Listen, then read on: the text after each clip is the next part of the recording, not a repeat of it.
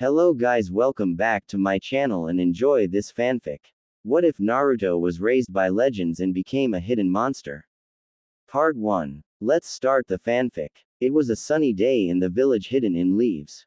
The streets were bursting with kids and the usual joy that lightened the atmosphere when a certain blonde wasn't taking his weekly stroll through the streets. It was always like that.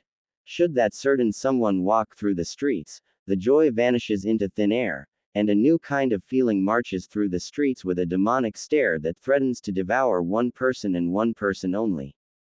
The beginning had not been in this form and shape, the village had seen better days. The hatred, unbearable hatred, was birthed when the Kyuubi appeared in a cloud of smoke, and then went on a killing spree inside the village. It had been summoned by a mad Uchiha. The only thought was destruction, and destruction was what the Biju dished out. Konoha had never seen such tragedy occurring right in its front yard since its founding, but 7 years ago, the worst happened. The spoiled child that has always had someone with big weapons and a large shield to protect it was finally beat up, by the one being that couldn't be killed. In its early years, Konoha always had the likes of the Shodai Hokage, a revered god of shinobi, the Nadaime, the god of water, and the Sandaime, the professor, the god of shinobi, the Yondaime as well, hailed as Konoha's yellow flash. With its first beating, Konoha learned to hate, and they'd held onto their hatred for years, and it didn't seem as if they were going to let go any time soon. The world had turned against the Yondaime's wishes. Instead of celebrating in joy with a hero, Konoha labored in hatred, troubled with thoughts of vengeance, yet powerless to do anything. They probably weren't like, who cares what a dead man thinks? The Yondaime Hokage is dead, he couldn't feel what they felt. In all his life Naruto has known that Konoha hates him. Aside from the love his mother gave him, the other feeling he had learned to know was hatred. He saw it every day of his life, he saw it in his bloody nightmares, he saw it in the eyes of the ignorant fools that crawled around the village streets on a daily basis. He didn't think or believe for a second that such a hateful village could ever learn to love, all it knew was hatred. For the past 7 years Naruto has been dodging bullets of death, glares and fangs of curses that have been constantly thrown at him. Each time he took a walk around the village, his presence only managed to attract the worst things that lurk behind the shadows to walk into daylight. If there were vampires in Konoha, they would walk through the sunny streets just to murder him with their glares if he chose to entertain them, by parading himself while he dances to the beat of the hatred. Life has not been easy for him. He has been forced to be an adult, he was forced to grow up, understand things at a tender age, all because of one decision one foolish person made. Minato had cursed both him and his mother's life by choosing to make him a Jinchuriki of the Kyuubi and then die. His mother always tells him the story on his birthday, the story of the day he was born, the story of a 9-tailed mountain-tall furball wreaking havoc in the village. It was some cursed fate that the day he was born, that masked fool chose to rip the Kyuubi out of his mother and force it to attack Konoha. Naturally, being Konoha's leader, his stupid father chose to stuff the Biju in his gut, the day he was born. Worst of all, he pathetically died, leaving him to carry the burden with his poor mother, the only person he truly loves. No one cared who he was related to, as long as he was Uzumaki Naruto, Kushina's son and the Jinchuriki of the Kyuubi. Konoha would always hate him, it would always curse his existence. His mother was forced to watch this happen, she was forced to watch her only child learn to hate, she was forced to helplessly watch the hero twisted into a villain that was one attack away from being stoned to death. Naruto didn't care about his pain, but his mother's pain was greater. For her sake, he had been forced to grow. Because of his mother's pain, Naruto has learned to hate two things: the Uchiha who started it by extracting the Kyuubi from his mother and the ignorant monkeys that paraded in the village wearing the masks of humans. There were so many days that Naruto stood at the Hokage monument, just to stare down at the village that reeked of hatred. He could now even curse from A to Z. No matter how many times he looked at this forsaken village, and asked himself, was his and his mother's pain worth saving these fools? The answer was always no. He could be used as a pawn for all he cared, but his mother. She was too precious to suffer the torment Minato's choice has made her go through. Itachi flashed beside Naruto at the Hokage monument. The blonde was wearing short dark blue pants, a red shirt with the Uzumaki swirl printed on the front in white. He also wore dark blue shinobi boots, coupled with bandages around his wrists. His hair stood in all its spiky blonde, cerulean blue eyes, and the whisker marks. The last piece was an impassive mask that the Uchiha was positive his mother has only seen on a few occasions, despite the mask being forever present. The genius Uchiha took off his Anbu mask, before looking down on the village. The past years haven't been easy, to the Uchiha and the Uzumaki. When Kushina confirmed that it had been indeed an Uchiha who extricated the Kyuubi from her, his clan had been dealt a major blow. No one trusted them anymore. They blamed them for the attack. For the Uzumaki, Naruto held the Biju, much worse when it became public that Kushina had held the Biju as well. How long has it been? He thought things would change over the years. But the waters do not seem like they are going to dry up anytime soon. The only thing that made him smile were that the main suspects, Uchiha and Uzumaki, have always stuck together, no matter what. Itachi glanced at the 7-year-old beside him. He respected Shisui, but there was no one he respected more than this boy. He may dislike the boy's obvious, no love, for the villagers, but the blonde had the will of a war-hardened shinobi. Itachi has never seen the blonde cry, he has never seen him look weak and vulnerable, despite the fact that each street in Konoha was a curse to him. The villagers may play ball with him, they may roast him under the lights of the stars on the 10th of October, they may drag him through the very pits of hell, but Naruto always came up without tears, he always came up looking strong, with a mask of defiance and impassiveness. He was just 7, a Jinchuriki of the Kyuubi, the most hated person of Konoha, has been insulted every day of his life from A to Z, but Itachi has never seen him shed tears. My mother has cried enough, it was the response Itachi got from the blonde when he questioned. To Naruto, his mother's tears were enough, there was no need for him to waste his tears as well. His little brother was spoiled, a baby, he was no Naruto. The blonde had yet to kill, but Itachi had no doubt that he wouldn't flinch if someone got killed before his very eyes. How he wished his foolish little brother was strong as this boy. Perhaps it was because Sasuke was sheltered, he had everything he needed. Naruto had to fight lions in order to feed. The blonde had nothing, but fought for everything he had. Itachi respected that. He may have graduated from the academy at 7, but he was no Naruto. His younger brother was already in the academy, and the blonde had yet to join, but he was still no Naruto. There was no one like him. He and Naruto shared something. They were willing to do anything possible and impossible to protect what they loved. What exactly? That was a story for another day. They let you out so soon today. My assignments were completed, Itachi said. The sight is pleasant, isn't it? Depends on where you're looking. There were so many times that Itachi has asked the question, and Naruto always gave the exact answer, said in the exact tone. He never missed a beat, almost like he just played a record on the previous time he asked the question. Even so, as long as they still maintained their friendship, he would not stop asking the question, not until Naruto gives him a different answer.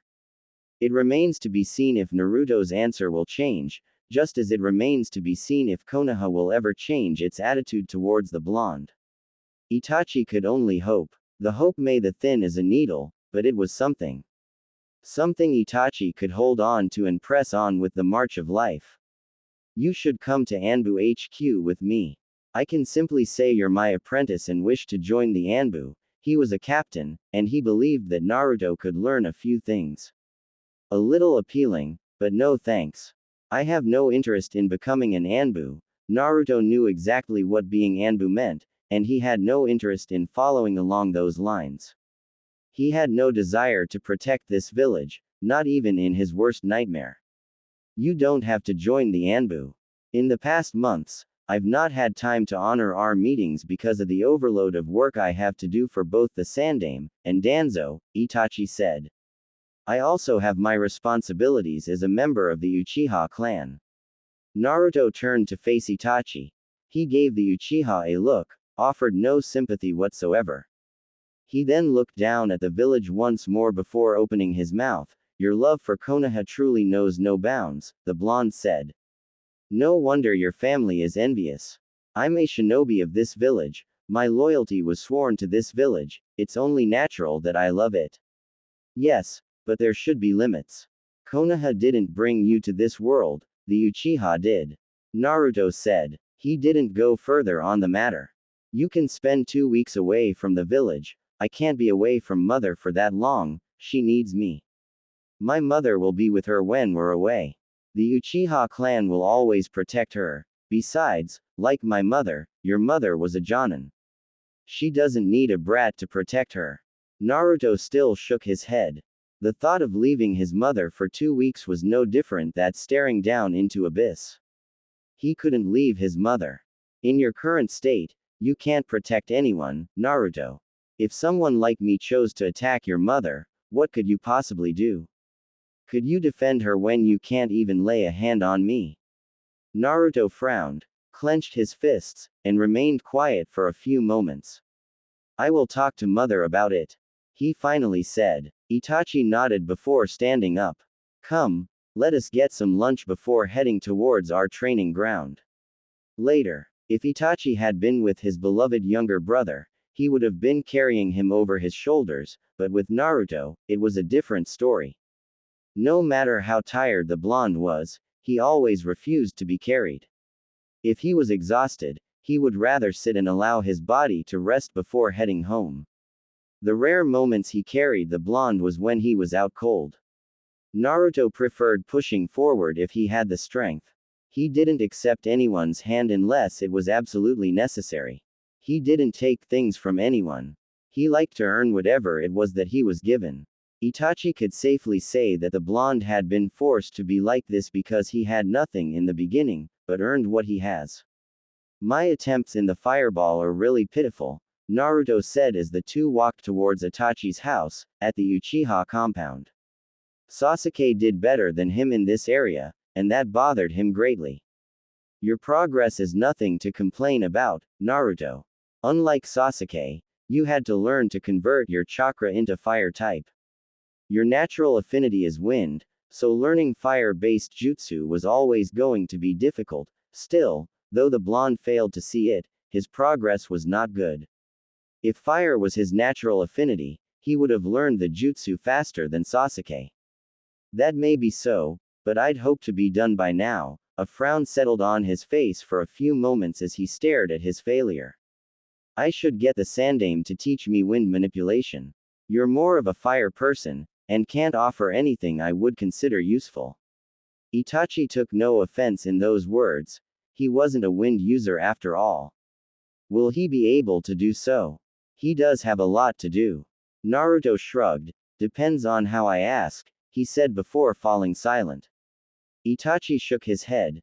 Naruto really took advantage of the Sandaime's good nature whenever the opportunity presented itself. Well, the old man was always more than willing to help the blonde. He felt guilty for failing to make Naruto's life better, and giving in to the blonde's desires helped soothe his burdened soul a bit. The two slowly but surely made their way towards Itachi's house, where they were going to have dinner together, with the Uzumaki as they did every Friday for the past 3 years. Ni-san, Sasuke beamed up, seeing his older brother return home, just in time for dinner. You're a little late today. Itachi smiled slightly at his beloved brother. I was a little busy, he said. Just then, Naruto walked behind the Uchiha, making Sasuke frown. He looked at his brother after noting that Naruto had some bruises on him. Were you out training with him, again? Itachi nodded. Sasuke folded his hands across his chest, puffed his cheeks a bit as he pouted. You never take me to the training field these days, Ni-san. You're always with him. Itachi ruffled up Sasuke's hair, making the younger Uchiha red a bit with embarrassment. He hated it when his brother did something like that in front of Naruto. I will take you tomorrow, and it will just be the two of us. Really? Sasuke almost shouted. His brother gave a small nod before walking past him. Sasuke was left with the brother stealer, Naruto, he grunted. Sasuke. Naruto responded with a grunt of his own. Has my mother arrived? No, Sasuke said. Naruto said nothing in response. He simply turned and headed towards the exit. Sasuke didn't need to be told where the blonde was going, he already knew. Naruto was going to wait for his mother outside. After Naruto disappeared from his sight, Sasuke smiled.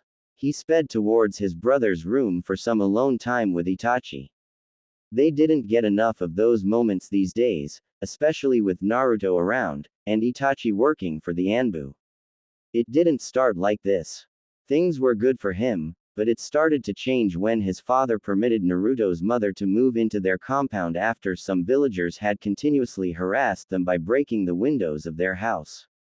Since then, the two Uzumaki spent most of their night time in this house. Sasuke, Makoto called, seeing her younger son speeding past the kitchen. Is Naruto waiting for his mother outside? Sasuke nodded. What did I tell you? Sasuke frowned, but didn't repeat what his mother had told him regarding Naruto's behavior. But Ka-san, Ni-san is home and I want to spend some time with him.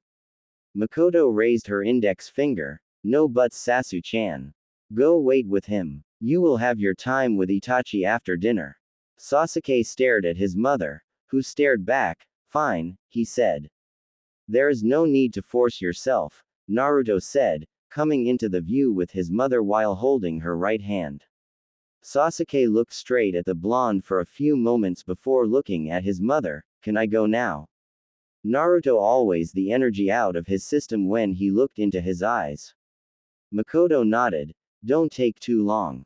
Tell your brother to hurry up as well. Sasuke was already heading up the stairs. The ex-Junin looked at her friend and her son before smiling. Ah, that boy really does love his brother.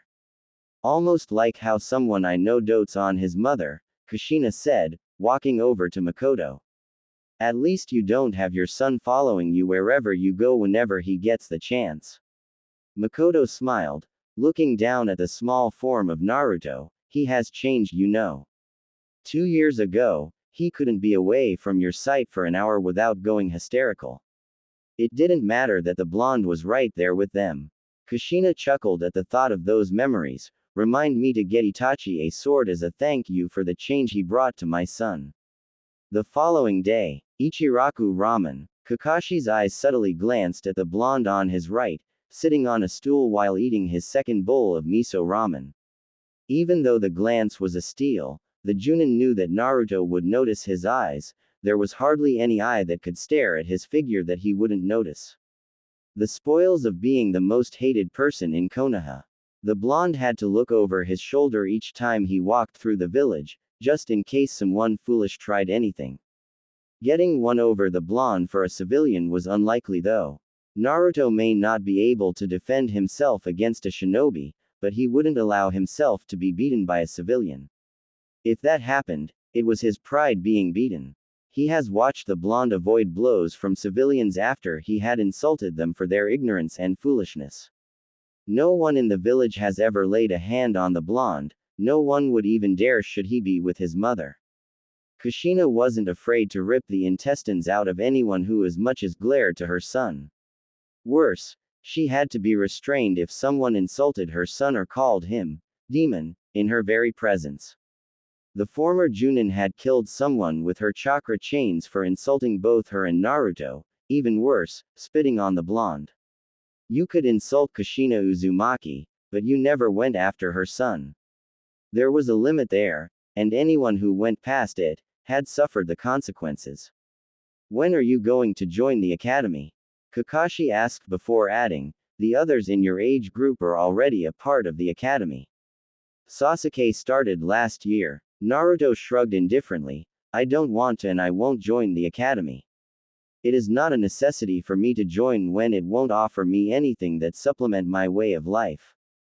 You can't become a shinobi if you don't go through the academy. Naruto, everyone went to the academy, even the third was once an academy student.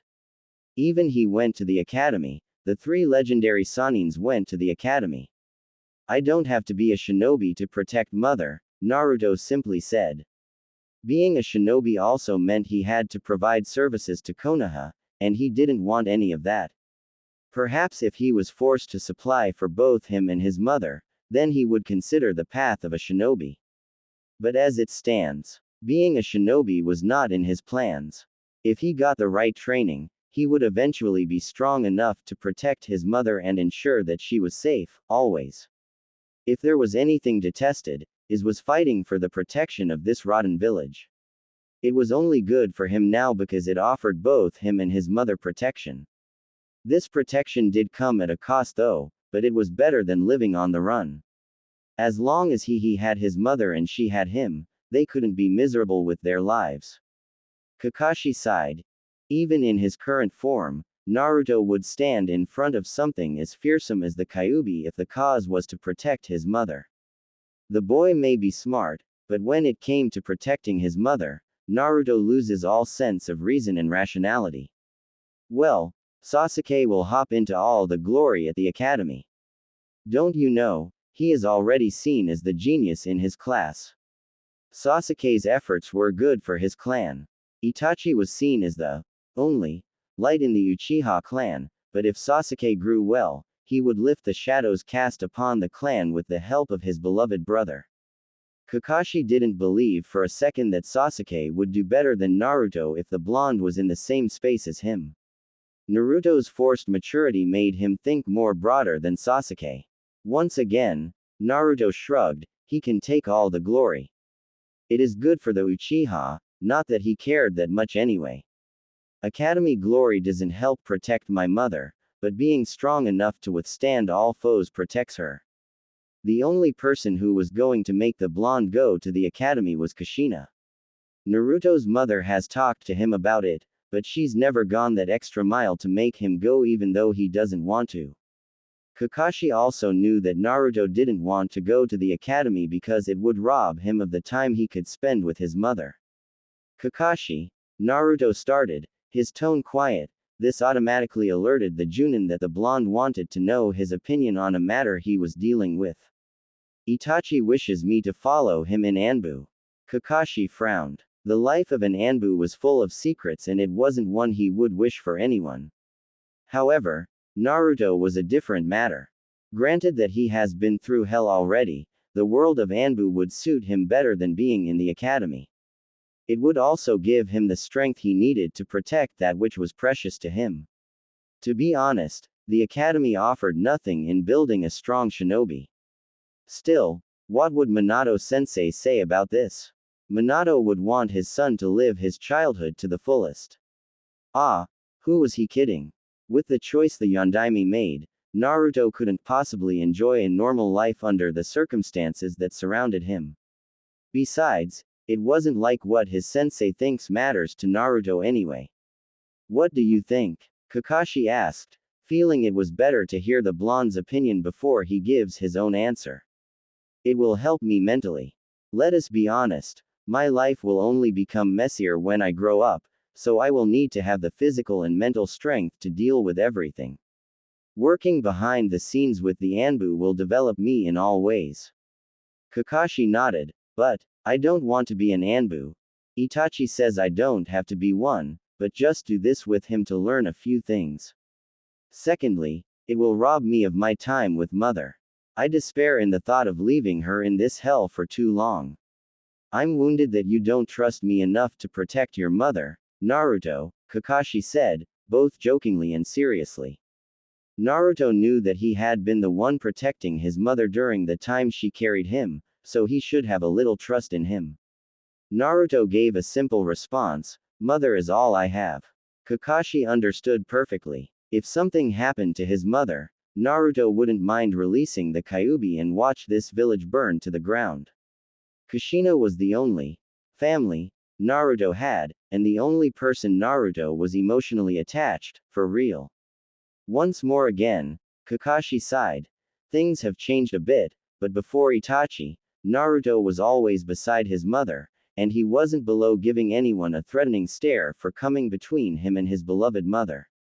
Naruto's world was made of Kushina Uzumaki and Kushina only. Naruto himself now no longer lived in that world. The blonde was willing to dive into anything as long as it meant protecting his beloved mother.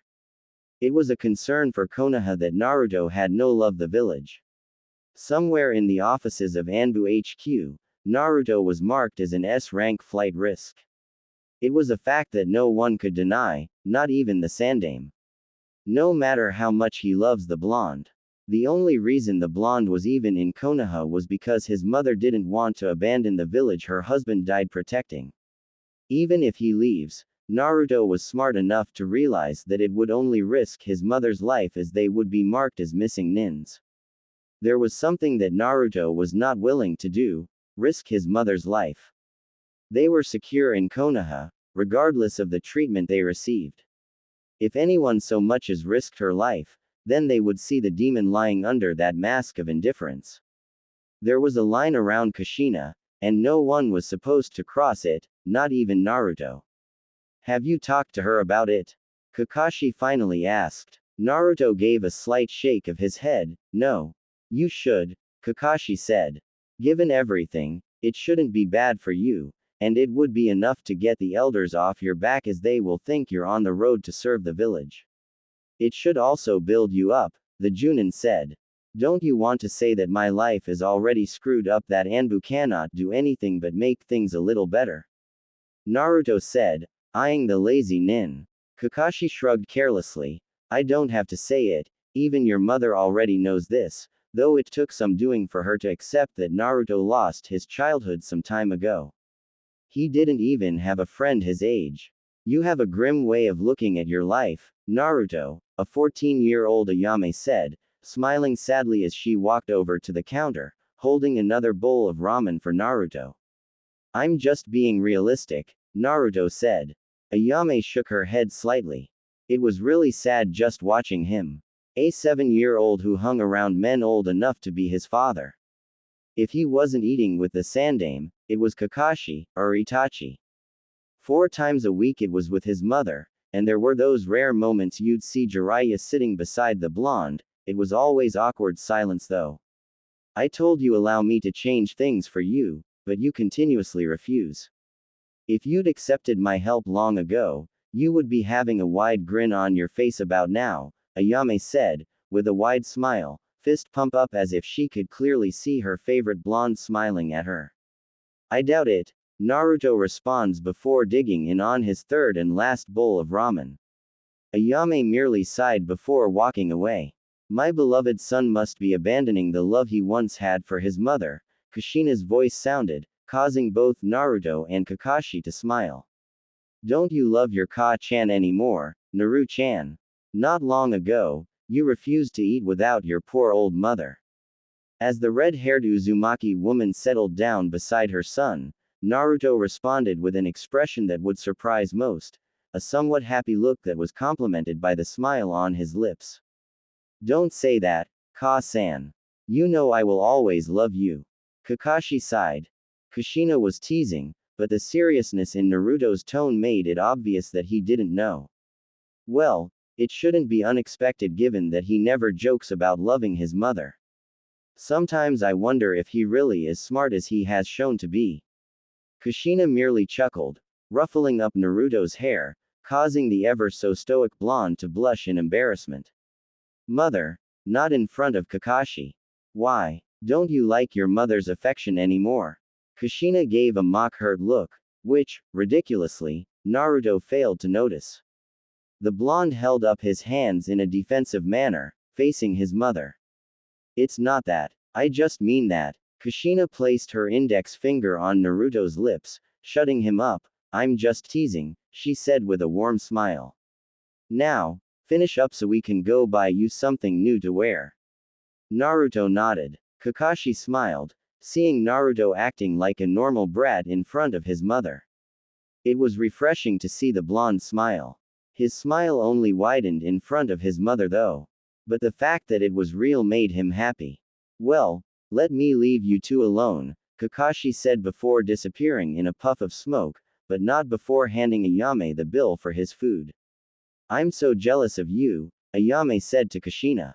You can get Naruto to show all kinds of emotions, but I can't even get him to smile. Naruto came here every day, and Ayame has never seen him displaying more than one emotion, if any at all, to someone other than his mother. The Sandaime rarely receives a tiny smile in those rare occasions along with Kakashi, with his Uchiha friend, both were depressing. She'd never seen them smile ever since they started coming to the ramen stand together. Kushina smiled. Well, I am his mother. A mother knows her child best, she said, looking at her beloved Naru-chan. She knew it wasn't easy for him, it wasn't easy for her either. He may be indifferent to most things, but Kushina was happy just knowing that her Naruto was able to smile a real smile and blush in embarrassment when she was around. At least she offered him happiness. She wanted him to have more, but that seemed unlikely. Regardless, she was happy that she was alive to raise her child. 7 years ago, she watched Minato seal the Kyuubi in their sun, while in her weakened state, she held the Biju with her chakra chains. The dead demon-consuming seal cost Minato his life. She regretted teaching him that seal. Her family had other ways of sealing Bijus without the need to sacrifice one's soul to the Shinigami. She should have looked harder and showed him a better seal. But that was that. This was reality. A reality she has learned to embrace. For the sake of her son, and her own well-being. Minutes later. Mother, I don't want these pants. Naruto said strongly, glaring at the red short pants his mother was trying to make him wear. He'd come to realize that if he doesn't start saying no, his mother was going to make him wear a dress one day, just to embarrass him. But, Naru-chan, they will look good on you.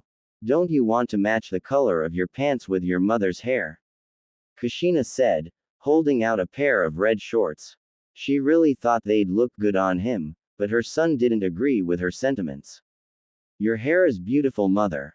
I would have even preferred it if I was born with red hair like yours, but I will not wear those pants. Kushina sighed. Fine, but you know they don't have your size at Hisaragi's, she said. Regaining his composure, Naruto spoke. We can always order, he said.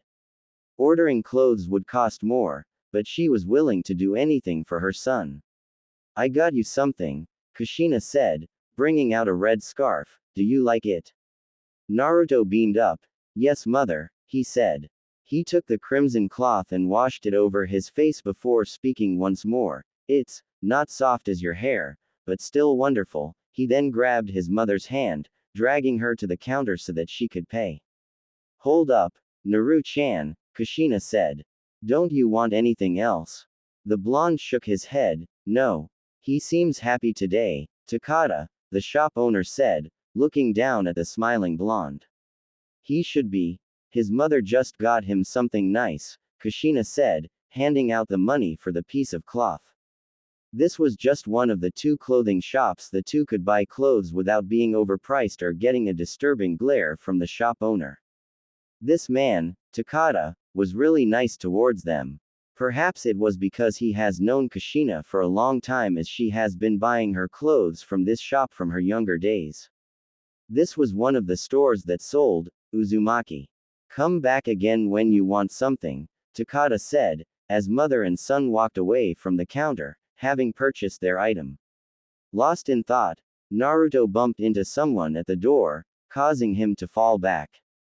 The man he'd hit, middle-aged, short black hair, fair skin, civilian clothing, glared down at the blonde. Watch where you're going, vermin, he snarled as the blonde got up. The temperature went cold drastically. Excuse me. Kushina started, a murderous aura surrounding her. What did you just call my son? I dare you to repeat it. The woman looked more of a demon than a beautiful and sweet Uzumaki woman she was. The culprit smiled nervously, heart racing. It was certain that if he answered incorrectly, he would not see the light again. Honestly, between the blonde and the woman, the mother was the real demon. He was saved when Naruto grabbed his mother's right hand. Mother, leave it be. This filth is not worth your wrath, Naruto said, the cheery demeanor all but a memory. Besides, you shouldn't dirty your hands by touching such a despicable monkey. The fear of was quickly replaced by anger in the man when he heard Naruto speak. What did you just? Naruto turned his face, gave the man a very, very nasty look that was enough to make him trip while moving back unconsciously. Once more smiling, Naruto faced his mother to calm her down. Come mother, I want to show you the progress I made with the seal you taught me. Naruto didn't give his mother a chance to cast one last threatening glare because he started dragging her away. Slow down, Naruto, Kushina said. Sorry, Naruto apologized. Kushina shrugged it off. I'm surprised that you're making good progress with your fuinjutsu. Well, this confirms one thing, you're truly my son. Naruto smiled. How soothing it felt just to hear his mother say those words. Fuinjutsu was an art that his mother did better than anyone in the village. Minato may have been hailed as a master, but many of the seals he knew were taught to him by Kushina Uzumaki. Naruto wanted nothing more than to make his mother proud by excelling in whatever she taught. He swore to do it better than that man. 2 days later. This was the house she once shared with Minato, her beloved Yellow Flash, but now he was no more. He disappeared along with the cold breeze that washed over Konoha 7 years ago. No matter what, this was hers and Naruto's home, their house, just the two of them. The Uchiha compound offered them some security and comfort, and it was fun hanging out with the main family, Fugaku's family. Well, it was fun for her at least. She always had Makoto to cheer her up. Both were retired Junin who now took care of their families. It was a different matter for Naruto though. Her son got along with Itachi and Makoto, but when it came to Sasuke, it was another matter, and she hasn't figured out his relationship with the Uchiha clan leader. Kushina smiled looking at her son. They were sitting beside the dining table, having their family dinner. This was their home. This was everything that Minato had left them. The burden was outside, sometimes unbearable, sometimes she got bloody urges to kill people, but this right here made up for all for it. A quiet family time with her son, seeing much more of his beautiful smile. Something wrong, mother? Naruto asked, seeing the look his mother was giving him instead of stuffing down her meal. Kushina shook her head before going back to her meal. Silence settled in as mother and son ate their dinner, both deep inside their thoughts. Naruto broke the silence. Itachi wants to take me as his apprentice as that would pass my presence in the Anbu. Kushina frowned slightly. He wants you to join, Anbu. Naruto gave a nod, but I turned that down. He pointed out that following him will represent a good opportunity for me to learn. I don't have to necessarily join Anbu. I would rather you join the academy, Kushina said. Naruto simply nodded, and that meant one thing. He was going to tell Itachi that he couldn't do it. But he wasn't looking forward to joining the academy either. He had seen Kakashi pathetically fail many academy graduates, and he knew that they didn't graduate as real shinobi but mere hopefuls. Once dinner was done, Kushina took their plates and went to the sink to wash with Naruto following behind. While the mother washed, the son placed the plates in the cupboard. Have you considered making friends your age, Naruto? Naruto shook his head. His response didn't take a second to follow. No, he said. The only friend I need is you. Not that it wasn't pleasing to hear her son say that, Kushina still shook her head. You need to make friends, Naruto, friends your own age. I'd thought you get along with Sasuke, but that went down the drain when he became jealous of your relationship with Itachi. Naruto looked at his mother curious. Why is making friends that important? I have you, and that matters. Kushina didn't want to force Naruto to do anything he didn't want to, but as things stand, she would have to do so for his own good. Even I had friends, Naruto, and I do have a friend now. A friend is someone you laugh with, someone to can depend on, someone like Sasuke's mother. But I do with you, Naruto pointed out, making Kushina sigh. This would have to do another day. It has been a long day and she needed to rest. Once they finished doing the dishes, they went towards the living room, but didn't stay there for too long. Do you want me to read you a bedtime story? I'm too old for that, Naruto said. You're just my baby boy, Naru-chan, Kushina said, knowing that it would only make Naruto frown. While he enjoyed being showered with affection by his mother, he also liked for her to see him as a grown-up, despite being just 7-year-old.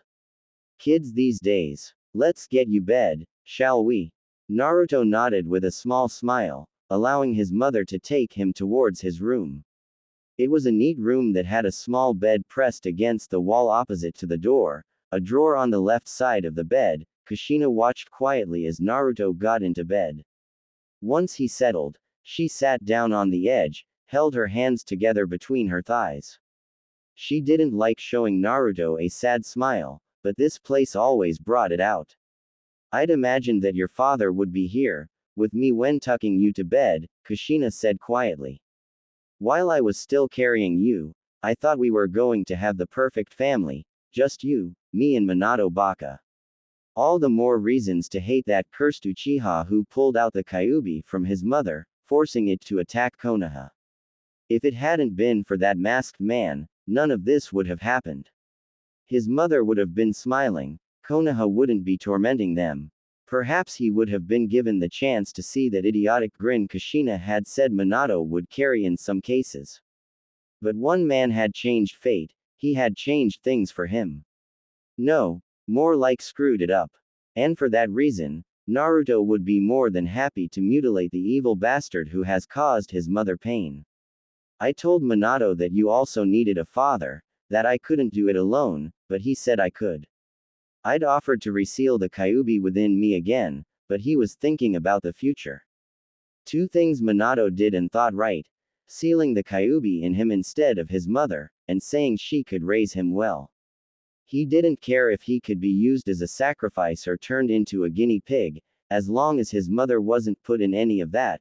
Naruto Uzumaki would always know how to smile. His mother had also raised him well, so much better that he didn't have any complaints but to be thankful every day for being birthed by her. You have not failed as a mother. You have raised me well, and have taken good care of me. If they gave awards for best mothers, I would give you a crown of gold every sunrise for being the best mom, Naruto said with a smile. You're the best, and I couldn't have asked for a better mother than you. You are all I need.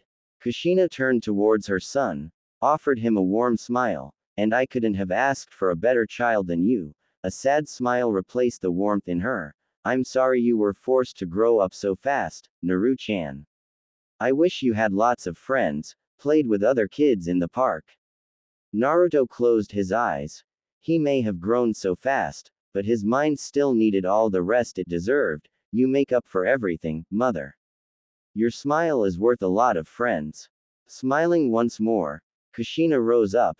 Thank you, Naruto, she said, leaning down before placing a soft kiss on Naruto's forehead. Good night, Sochi. Sleep well, Okawa-san. Midnight. As always in situations like this, more precisely, when his gut felt the spiritual waves sending him a message that something was wrong with his mother, Naruto has always woken up without a second pause to confirm whether the gut feeling was right or not. When it concerned his mother, Naruto didn't need to confirm anything. All that was needed for him was to be a good son to his mother and nothing else. The night sounds didn't bother Naruto for a moment as he walked through the lightless passages of the home he shares with his mother. The world could turn into a lake of lava, but he wouldn't even spare it a glance while his gut grumbles something about his mother. Naruto reached his mother's room and gently opened the door. The room was dark, but his eyes could make the image of his mother quite perfectly. The soft yet sad sound of her melodious voice crying reached his ears, and Naruto only knew one thing. Comfort mother. Situations like this have occurred in the past and it happened on about 2 or 3 nights in a year. He knew of it from age 4, and that was when he had stopped crying. His mother was crying, he didn't need to add more to it. Her tears were more than enough for 2 of them. Ever since he made a promise to never cry again, Naruto has never shed a single tear. Naruto walked over to his mother's bed. She had a picture of her and Minato, smiling like a couple of idiots, pressed against her chest. There were so many instances where Naruto thought of burning down every memory of Minato in this house, but he couldn't do it. Still, the fact that his mother was crying, because one man had died, brought out the worst feelings in him, and made him remember the negative feeling he first held. Before Naruto hated Konoha, he hated Minato for leaving his mother.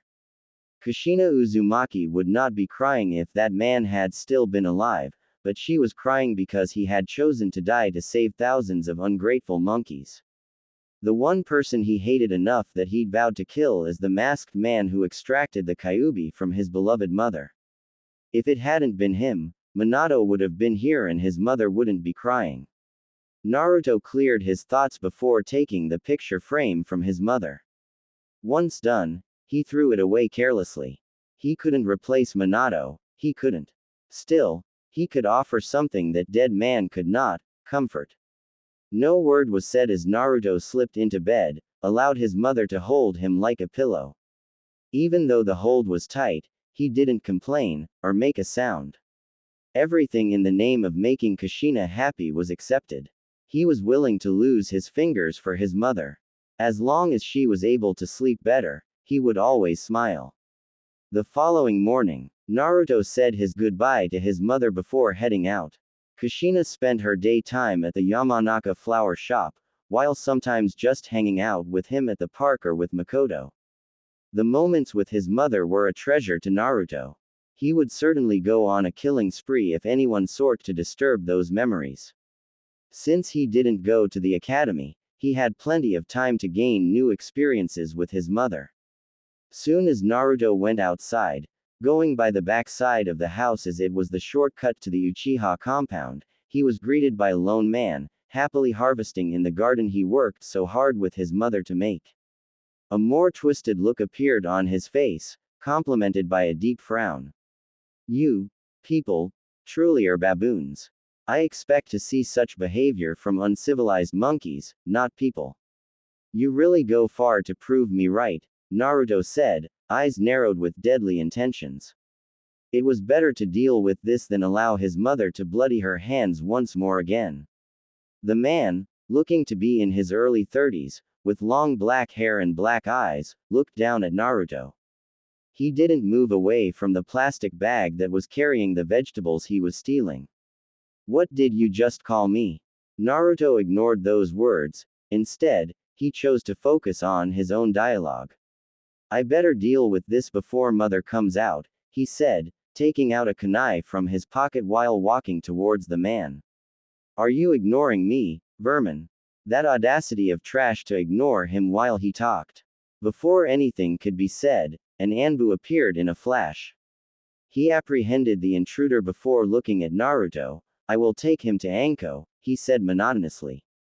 I dislike being tempted like this, Naruto simply said, knowing full well that the Anbu had first watched what he would do before moving on to defuse the situation. The Anbu merely nodded before disappearing in a swirl of leaves. With the obstacle gone, Naruto gave one last look to the house and pocketed the kunai he always held before heading towards his destination. Uchiha Compound. The walk within the Uchiha compound was always pleasant. Naruto had no feelings of being alienated as he walked through the place. Their mutual feeling from Konoha helped in understanding each other, and made things better for them. While walking through the compound, there was no fear of someone jumping on him to attempt something stupid, there were no hateful glares that tried to peek inside his mind. Naruto-kun, Makoto said, smiling at the blonde who was outside of her house. Please come in. Despite the fact that he was overly familiar with this house, he always knocked each time he came here alone. Thank you, Naruto said. Surprise me, Makoto said, hands folded across her chest. Naruto gave a barely visible smile, that Makoto was able to catch. He shook his head. No surprises, Makoto, he said. Perhaps one of these days I will surprise you, but not today. That better come soon. I'm losing money to Itachi, Makoto said. Is your mother still at home? She should be. Naruto said. Makoto smiled. Itachi will be down in a few moments. He's still getting Sasuke-kun for the academy. That said, the former Junin disappeared to another room. Not a second after she disappeared, she peeked through the door from the living room. Go up to Itachi's room if you don't want to wait. Minutes later, the moment Sasuke saw Naruto, he had requested that Itachi accompany him to the academy. Judging by how Makoto looked, it was obvious that she had said she would walk him. Along the way, the younger Uchiha had walked in all of Itachi's sides, just to ensure that Naruto wasn't close. Obviously, he wanted to monopolize his brother's affection. A pity Naruto didn't seem interested in joining on with the competition. After Sasuke had walked into the academy grounds, Itachi and Naruto disappeared off to the Hokage monument. I cannot bear it anymore, Itachi. I can't continue to watch her like this. I know it only happens on a few occasions, but it doesn't make me happy. The worst feeling is that I don't know how to stop it. My mother doesn't know about it, does she? Naruto shook his head. No. Tell her. Only she can help in this situation. I'll speak to her first, Naruto said. In the meantime, let us step up with my training. I don't care if I have to return home unconscious every day. How far was one willing to go to protect the things they loved? For Naruto, there seemed to be no limit to what he could do or sacrifice to protect his mother. Itachi also has something he wants to protect, but was he willing to carry the burden? Naruto would without doubt. As it stood, he would be forced to test his limits. Just how far are you willing to protect your mother, Naruto? He already knew the answer, but he wanted Naruto to say, one more time, for his own conviction. There is no limit, no place that is far, no abyss I will not dive into. I will grow wings if it means protecting mother. A couple of days later.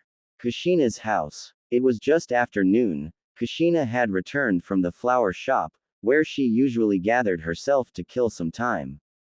Naruto was no longer the little brat that needed her eyes to be looming over his figure in all corners. He was no longer the jumpy boy he was when he had yet to utter a single meaningful word. While she was letting the cool breeze wash over her crimson hair, under the daylight of a Tuesday, she was relaxing behind her house. At her garden, the wind changed directions, going north. Her eyes traveled at the speed of light, heading straight at the back entrance of her house, Jiraiya. No word left her lips as she stared straight at the perverted white-haired Sannin. Hello, Kushina, Jiraiya greeted, his tone low, mixed emotions all over his face. Jiraiya. The tense silence settled in after Kushina's response. She wasn't by any means being hostile towards him, nor she was friendly, just neutral. Jiraiya coughed up a wry smile. You're never going to make this easy for me, are you? I'm not trying to make things difficult for you, Jiraiya. I'm quiet because I'm giving you the chance to make your story. Jiraiya suppressed a strong urge to frown. He didn't have any story to tell. He'd already told all his stories in the past couple of years. He was close to begging now, weeping while on his knees just so the woman could accept him in Naruto's life. Please Kushina, we can't go on like this. I'm truly sorry. If I could back in time to take a different path, I would. You know what Naruto would say about that. Well, maybe you should try making the impossible possible, Kushina said, a mild smile playing over her lips. The reason I even talked to you is because you were there when we needed you the most. Had you not been there that day, I wouldn't even speak to you. How could Jiraiya could about that regrettable day? It was forever engraved inside his spirit and mind. The day the Sandaime announced Naruto Uzumaki as the Jinchuriki of the Kyuubi, that had been hell itself. He had never been so disgusted by Konoha's people, he had never questioned his loyalties to the village, but that day, he questioned himself. When the third announced Naruto as the hero that Yondaime made him, Konoha had rioted. They'd acted like a pack of hungry wolves, and nearly burned down the village. It was that day that Konoha stood still. Konoha wanted nothing but to burn down Naruto. Kushina was in the hospital, unconscious due to the loss of energy induced to her by the extraction of the kyuubi. Jiraiya had never seen his sensei downright pissed, but that day, he had seen Sarutobi wear the mask of a god, walking around the village with Naruto in his hands, an aura of death oozing around him. He had dared anyone to attempt anything, dared anyone to touch Naruto. Of course he didn't allow his old sensei to outshine him. He had worn the gown of a Sannin and walked beside his sensei. A couple of civilians were executed after they were found trying to break into the house in the days that followed. After trouble ceased, Kushina released, Jiraiya had disappeared once more. Kushina stood up, and offered Jiraiya a weak smile. I think you would be a good influence on my Naruto. This is why I didn't refuse when you had him sign the contract with the Toads. However, that will depend on Naruto. If he doesn't want you, I won't force him. Meanwhile, back and forth it went. The cool wind kept blowing by his face as the swing took him forth and back. For Naruto, there was no enjoyment to take from the swing, no joy at all. The fact that he was swinging alone was just a symbol of how pathetic his life was when his mother wasn't around. If she had been here, she would have been behind him, pushing him. A whole new world seemed to envelope the depths of his soul when he was separated from his mother, but Naruto didn't mind, not at all. The only person who deserved to see the true might of his smile and happiness was his mother. Bored? No, he wasn't bored. Not the least. While the lonely swing did its round, on his right hand was a fuinjutsu book that he was reading. The sealing art formed a part of his core. It was his mother's pride and joy, and so it would be his. Because he doesn't go to the academy, he had to learn to study on his own. Often his mother helped him when they were at home, and with fuinjutsu she was the one who taught him, and was still teaching him. As he would like to affectionately call her, she was the wizard of fuinjutsu. He missed nothing of the things they taught at the academy because all the books were available to him. Thanks to one of the few things Minato did, he didn't leave them broken without treasure. The man had left a library that was worthy of a cage, and Naruto wasn't afraid to make full use of it. He could even proudly say the library alone taught him more than enough, and much more valuable than the weak things they taught at the worthless ninja academy. The thought of that crap really did put a frown on his face. There was no good done there, nothing at all. The only children who came out of the academy ready to be ninjas were clan children. The clans had enough resources and power to hire tutors to teach their children at their compounds, from clan techniques to everything they needed to know about the shinobi world. The academy didn't even teach the students what the shinobi world was like. It was truly unfortunate that they had to blindside the kids. Oh, well, it didn't concern him. It shouldn't. He was content with burying himself within his father's library and attaining all the knowledge he could while Itachi, Kakashi and the Sandaime gave him private lessons. Back and forth it went, as Naruto flipped a page on his book. He was trying to ignore everything that was around him, a bunch of kids making noise around the park. He hadn't come here because he wanted to. His mother had made him come with that devilish blonde Yamanaka girl. You can't let a girl go to that place alone, Naru-chan. Who's gonna protect her from bullies? His mother has so said with a wide smile. Definitely playing a trick on him. But it worked, not because he had the interest in protecting the girl, but because his mother had said so. Speaking of the blonde, there she was picking up troubling again. Hey, leave her alone and pick on someone your own size. Ino shouted, glaring at the three bullies who were busy bullying a pink-haired girl because of her rather large forehead. Who's our size? You. One of the boys said, grinning at the wonderful formed Yamanaka heir. Well, no, but leave her alone. Ino was firm, not wanting to see another girl being bullied by a worthless bunch of bullies who only picked on girls instead of fighting with other boys. Oh, will you look at that, she wants to join in the fun, another of the boys said, turning his attention towards the Yamanaka. Naruto sighed, always picking up trouble. He ignored the whole thing as though it wasn't happening. He looked firmly at his book. Fuinjutsu was really a complex art that needed time and energy. You also needed a mind that was able to think out of the box, a bit crazy to be able to think explosive stuff. But since his mother taught him to read and write, he had been looking at Fuinjutsu, he could understand it well, and he knew he would surpass his mother one day. The art was embedded inside his mind more than anything else. Naruto. Ino called, her voice high, a bit of fear audible. Her fellow blonde ignored it though. Naruto. A little help here. Once more again, Naruto ignored her. That loser can't help you.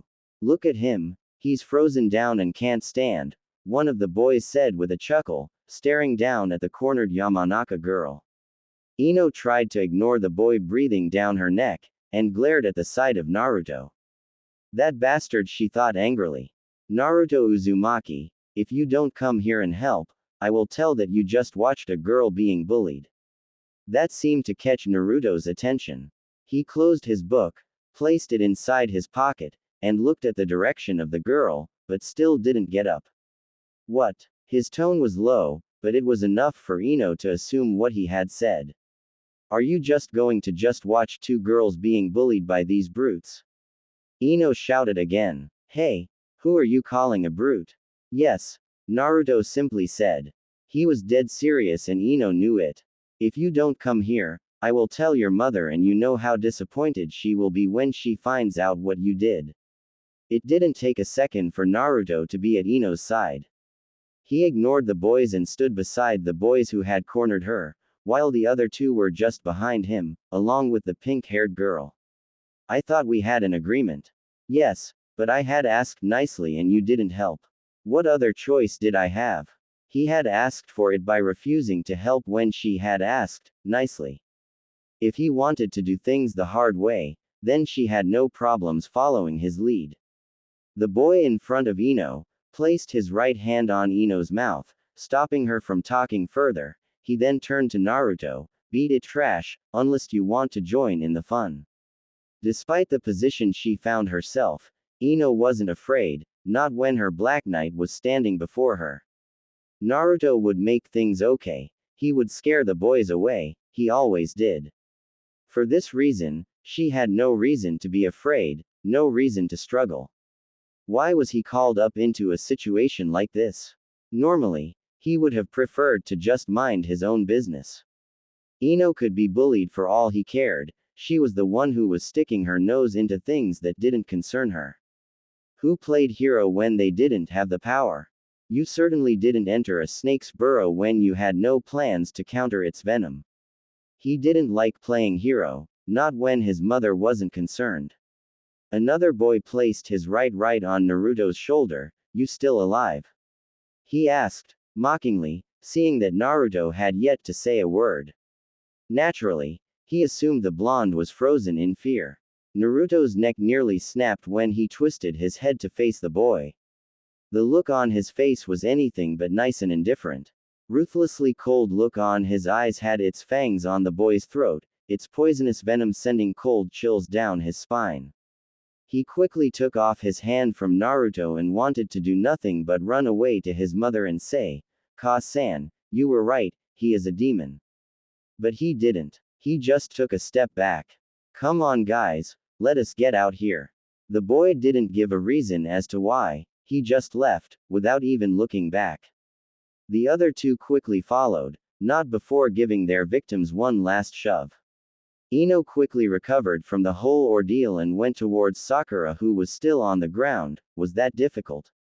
No, but I would rather you didn't do something like that again. Naruto said, already walking away. Thank you, Sakura wanted to say, but he had already made the distance. Ino gave the girl a smile. Don't worry about it, he's just like that. Ignore him for now. Come on, let us go play. Sakura's lips twisted into a weak smile, before nodding softly. Up she went and followed her new friend. Naruto walked towards a tree in the park, sat down while leaning against its trunk. Weak girls, he thought.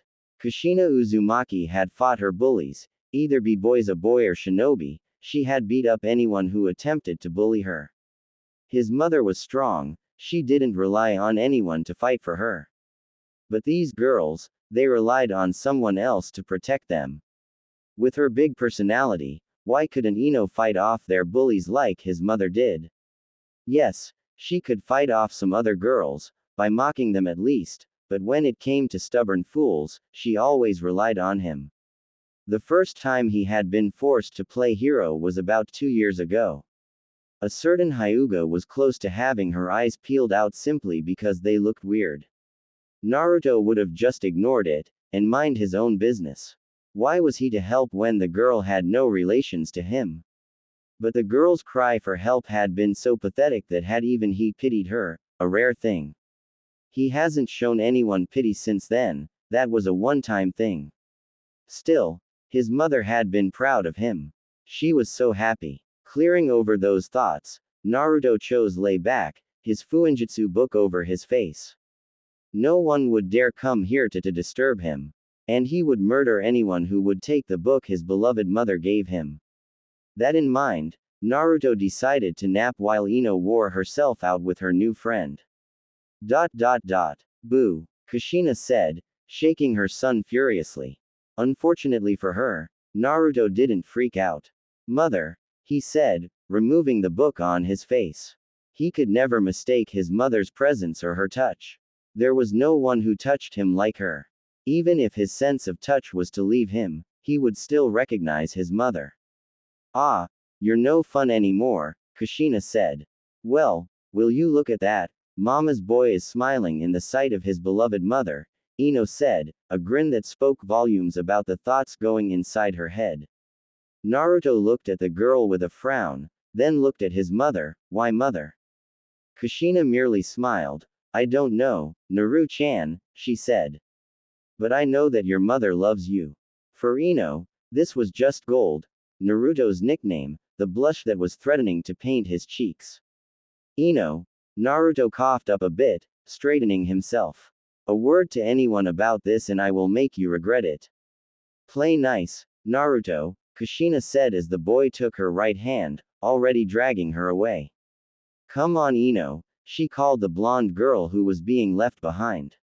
Konoha, Sarutobi compound. Naruto-kun, why do you wish to learn wind jutsus at such a young age? The Sandaime Hokage asked, looking straight at the blonde, who was lying on the ground at the training area within his clan's compound. He usually took some time to teach the boy a few things when he could. He was surprised when Naruto suddenly asked to be trained in using wind jutsus.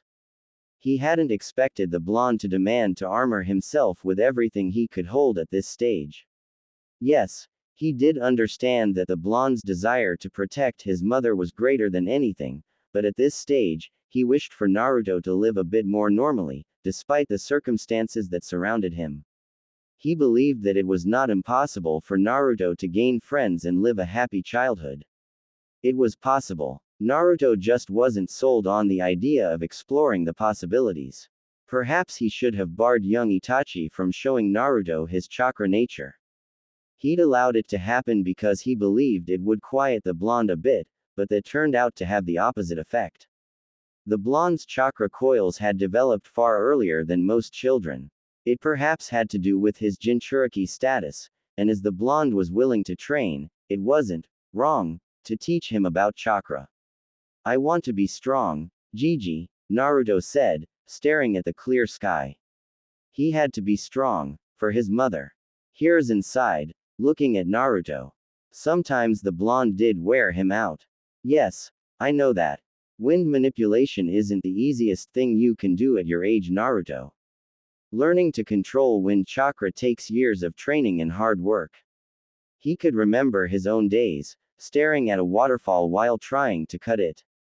It didn't actually take years to learn the manipulation of wind chakra, it depended on the capacity of the executor's mind to learn. Controlling pure wind was the most difficult. Then isn't it only right that I start now if it takes so many years to learn? If I start now, by the time I reach a more mature age, I will be able to manipulate the element, Naruto reasoned with the third. He shouldn't have said that, but he did know how to handle this child.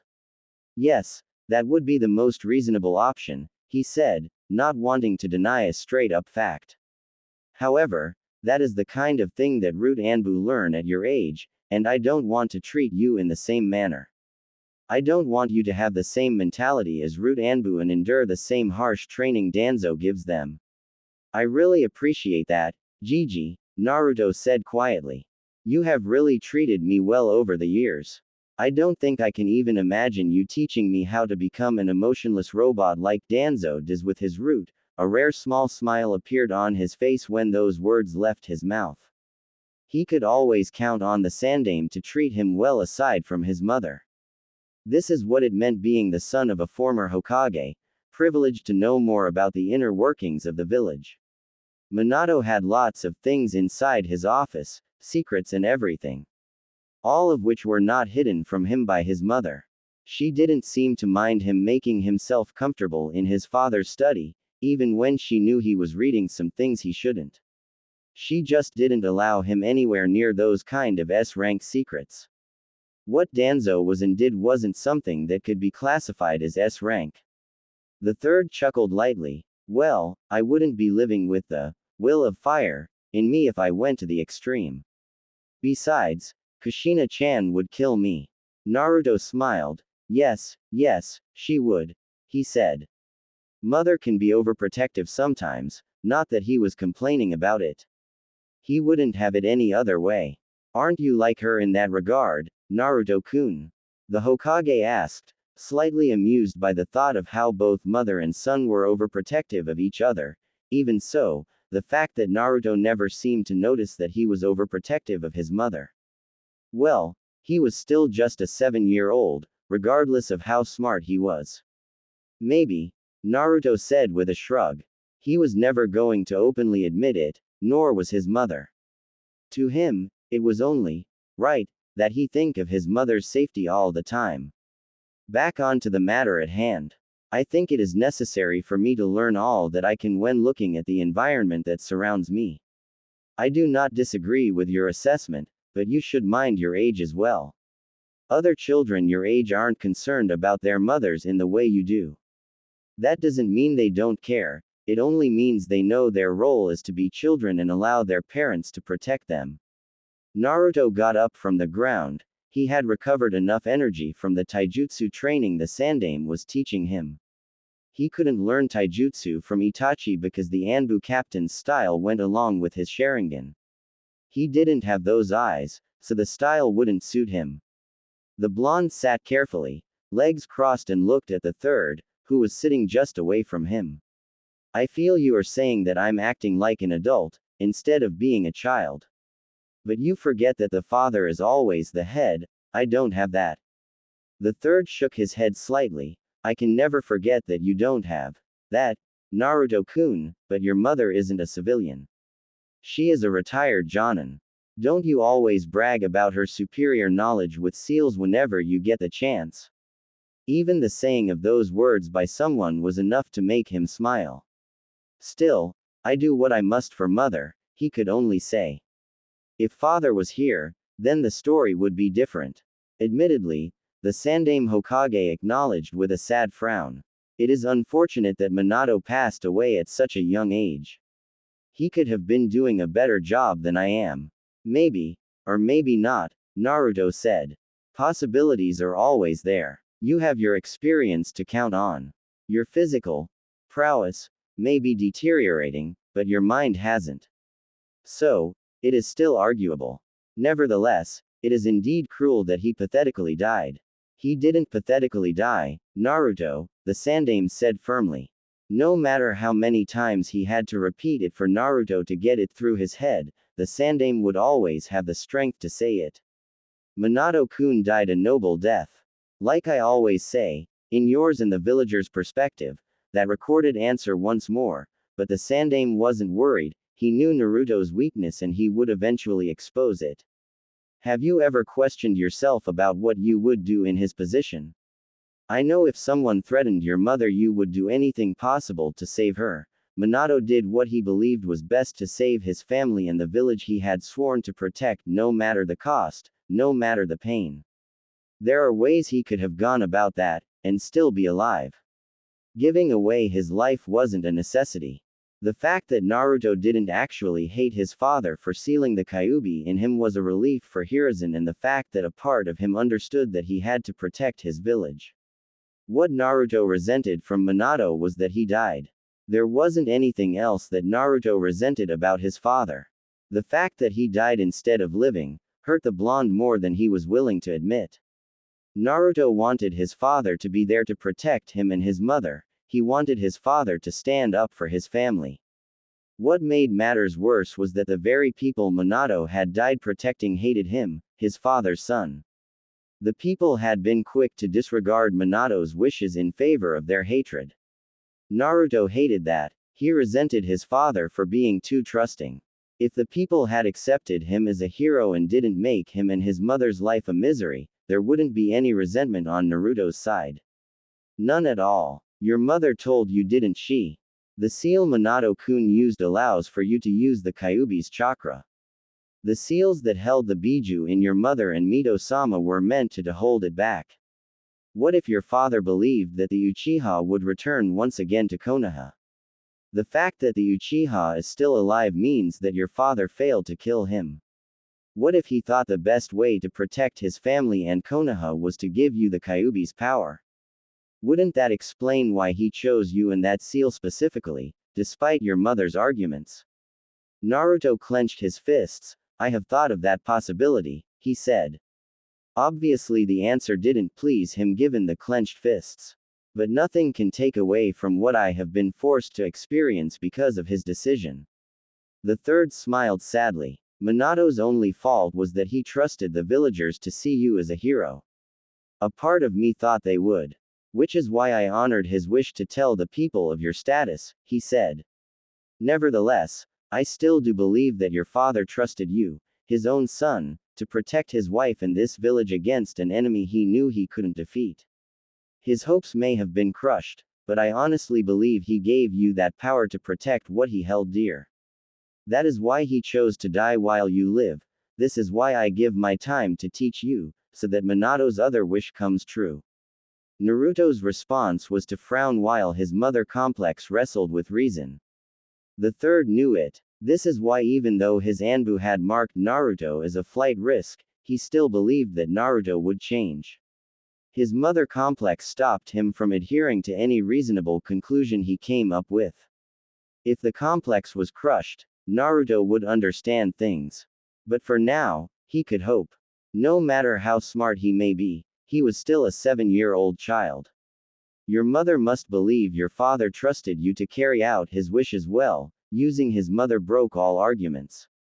One would think he was manipulating the boy by using his mother, but this was just the truth and he wanted, no, he needed Naruto to understand clearly. I believe this is why she still lives in this village and possibly told you about the seal so that you can understand. Tell me, Naruto-kun, do you think your mother resents him? No, Naruto grunted. If anything, she missed him. Perhaps that was another part of the reason he resented his father. I will still train you regardless, the Sandaime said. However, if you're going to learn wind manipulation, you're going to have to allow your chakra coils to mature, and learn to control your chakra.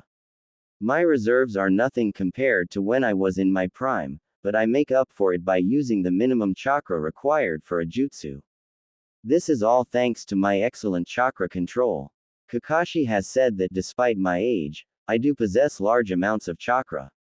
At this age it can be controllable, however, if it continues to grow as it has been, it'll become hard for me to control it as you do with yours. He may be right, but should you learn extensive chakra control at this age, you should be able to control it well as it grows.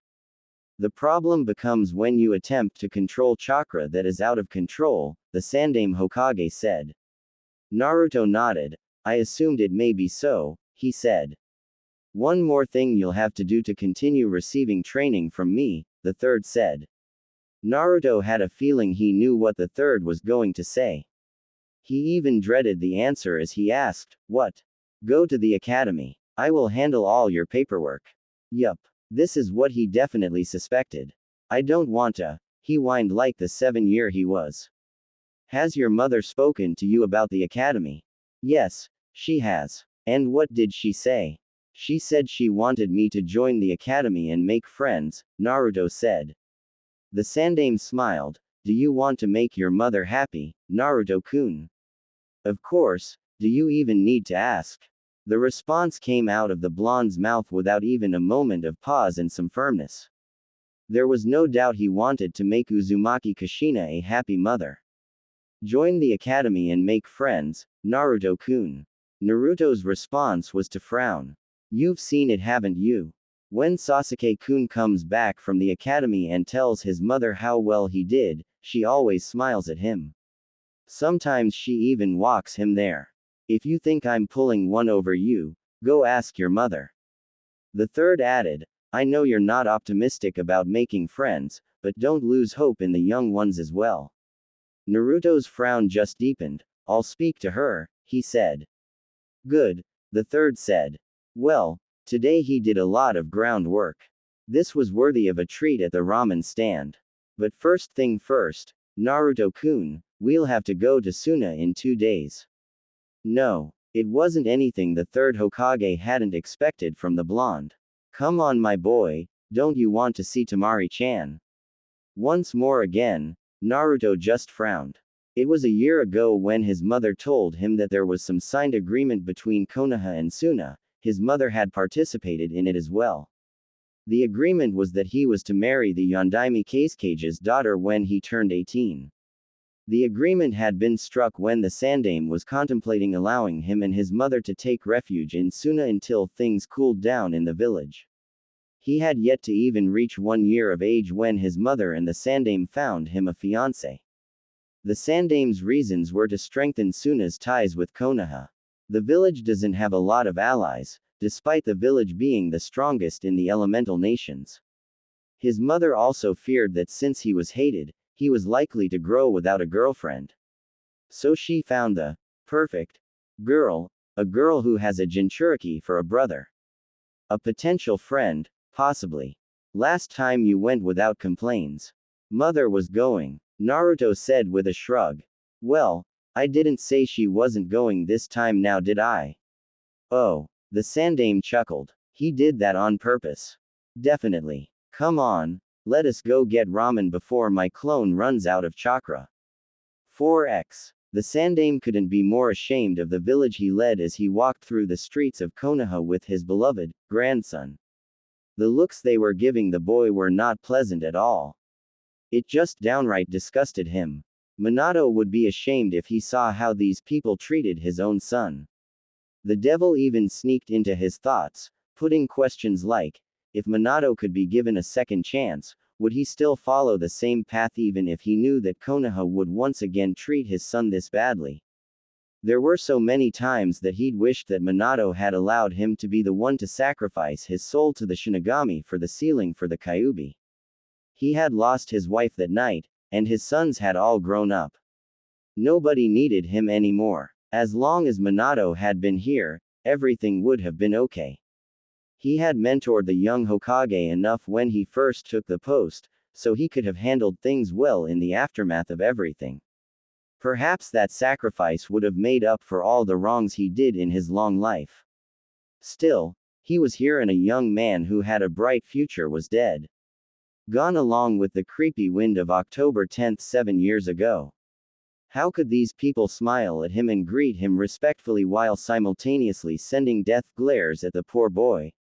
At least not everyone was that bad, even amongst the civilians. But the majority were bad. Regardless, his ways couldn't let him lose hope in this people ever changing. He believed they would eventually change. Naruto just had to do something good for them to see that they'd been wrong about him. The past wouldn't be erased even if they do change though. Still, there was a big question on whether they would change or not. This is rather unpleasant, isn't it? The third Hokage admitted, rather bitterly while looking at the blonde, walking on his right side. Unpleasant. Naruto seemed to ponder on it for a few moments before he shrugged. Unpleasant it is, for lack of a better word. I've become used to it nonetheless. The first years were difficult.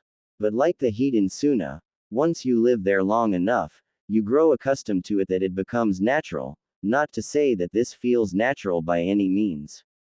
I get what you're saying, Sarutobi said, keeping the mild taste in his tongue.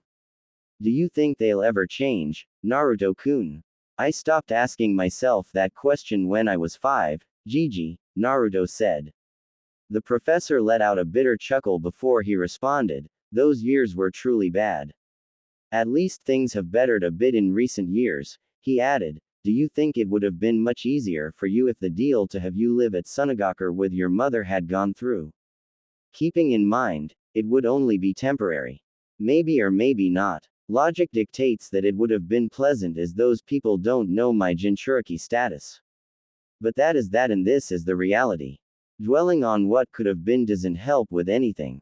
Such thoughts plagued my mind in abundance. How would things be like if father was alive? Would they hate me? Would I be running around the village with a smile? Those kind of thoughts did nothing but dish out the misery in a large bowl.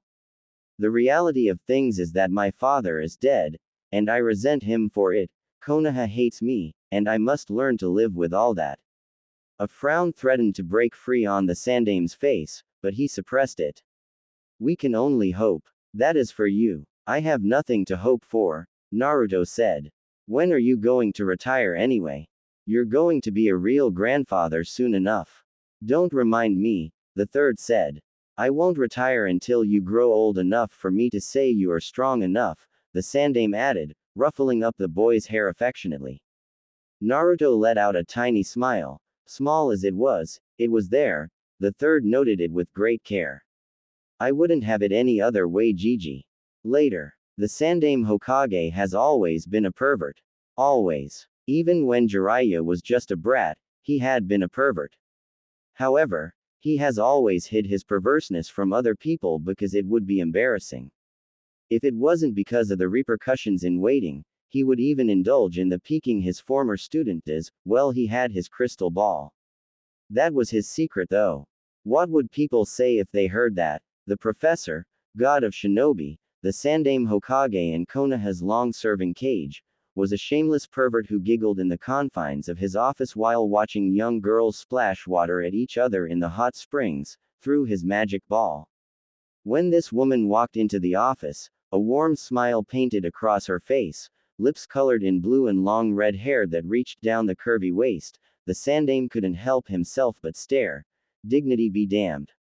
This woman's beauty begged for his perverted side to look at her in wonder and in all indecent forms he could compute.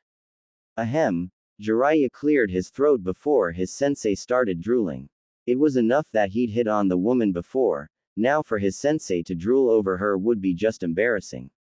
Nevertheless, it would confirm something, the woman was a beauty. If his sensei could see it, then he had not been wrong. Sensei, not in front of your own student. You're embarrassing me, the Toad Sage said, a smirk on his face. What was wrong with these men? May thought looking at the third and his former student. The Toad Sage was already infamous with some women with his books, but she didn't have a problem with them. The third was supposed to be a dignified old man of peace with an image to uphold, but upon her entrance to his office, it had crumbled down and now he was trying to pick up the pieces. The third Hokage looked at Jiraiya with a slight glare. Don't act like a child, Jiraiya-kun, he stated before looking back at Mei with a small smile. Please take a seat. Thank you, Hokage-sama, Mei said. And thanks for taking your time to see me. I wasn't sure you'd be willing to talk to me. Don't worry about it, the third said smiling. Terumi Mei, leader of the rebel faction in Kiri's civil war. That is about right. Jiraiya-kun, the Sanin's intel was always reliable.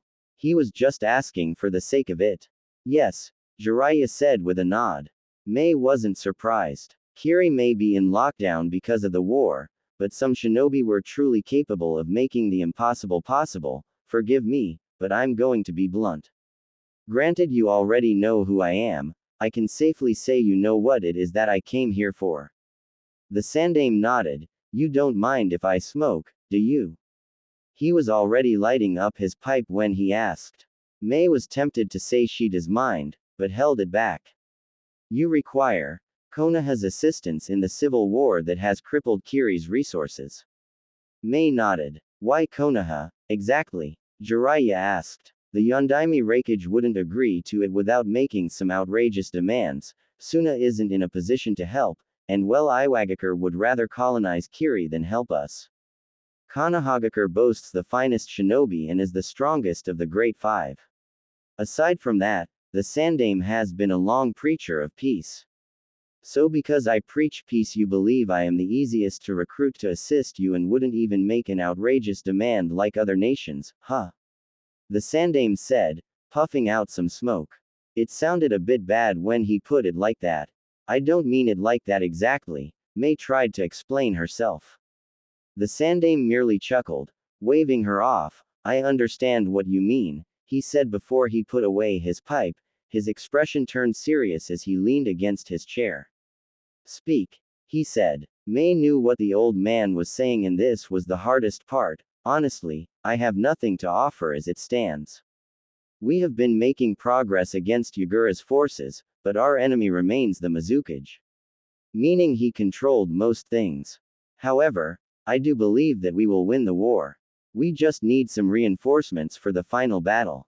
When we win, we'll take over Kiri and start rebuilding it. Then, we can compensate you. You'll also gain an ally who'll never betray you. So basically you have nothing but promises without any evidence of it ever fulfilled. This is the shinobi world. Signed treaties are nothing more than just pieces of papers. What value do mere words hold, if one can even deny ever saying them? The Sandaime asked. May frowned. She hadn't expected the old man to jump into the opportunity to assist her, but she thought he would do a bit easy, given his reputation. I know, but I'm willing to go through a blood oath to prove that I will come through to my promise. The Sandaime just stared at May for a couple of moments. The woman couldn't even begin to guess what it was that was going inside his head. His mask was unreadable. How desperate are you? Excuse me. You came here with nothing but words, yet still expect me to risk the lives of my shinobi to help you. I just believe that there are still some good people in this world. It may be corrupted to the core, but a part of me believes that not everyone is bad. Do you think I'm wrong to have such hopes, Hokage-sama? That Sandaime smiled as he spoke. Not at all, he said.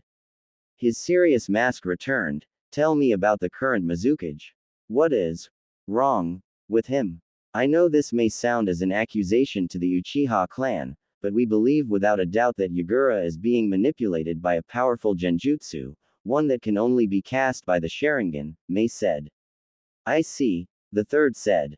It may not look like it, but this piece of information was truly important to him. How did you come up with that conclusion, May-san?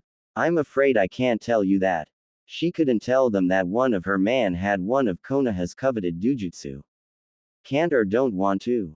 This man wasn't making it easy for her. Well, they didn't call him the professor for nothing. It is a secret that we hold in our ranks. I'm sure you have things in your own ranks that you'd like to keep hidden. Yes, but when I'm trying to get someone to help me, without anything to offer, I divulge whatever I can, the Sandaime said. Jiraiya just settled for watching his sensei work. The old man was really good with this kind of things. It appears that I was wrong coming here. With how this is going, it doesn't seem like I will get any help since I have nothing to offer. Who had she been kidding?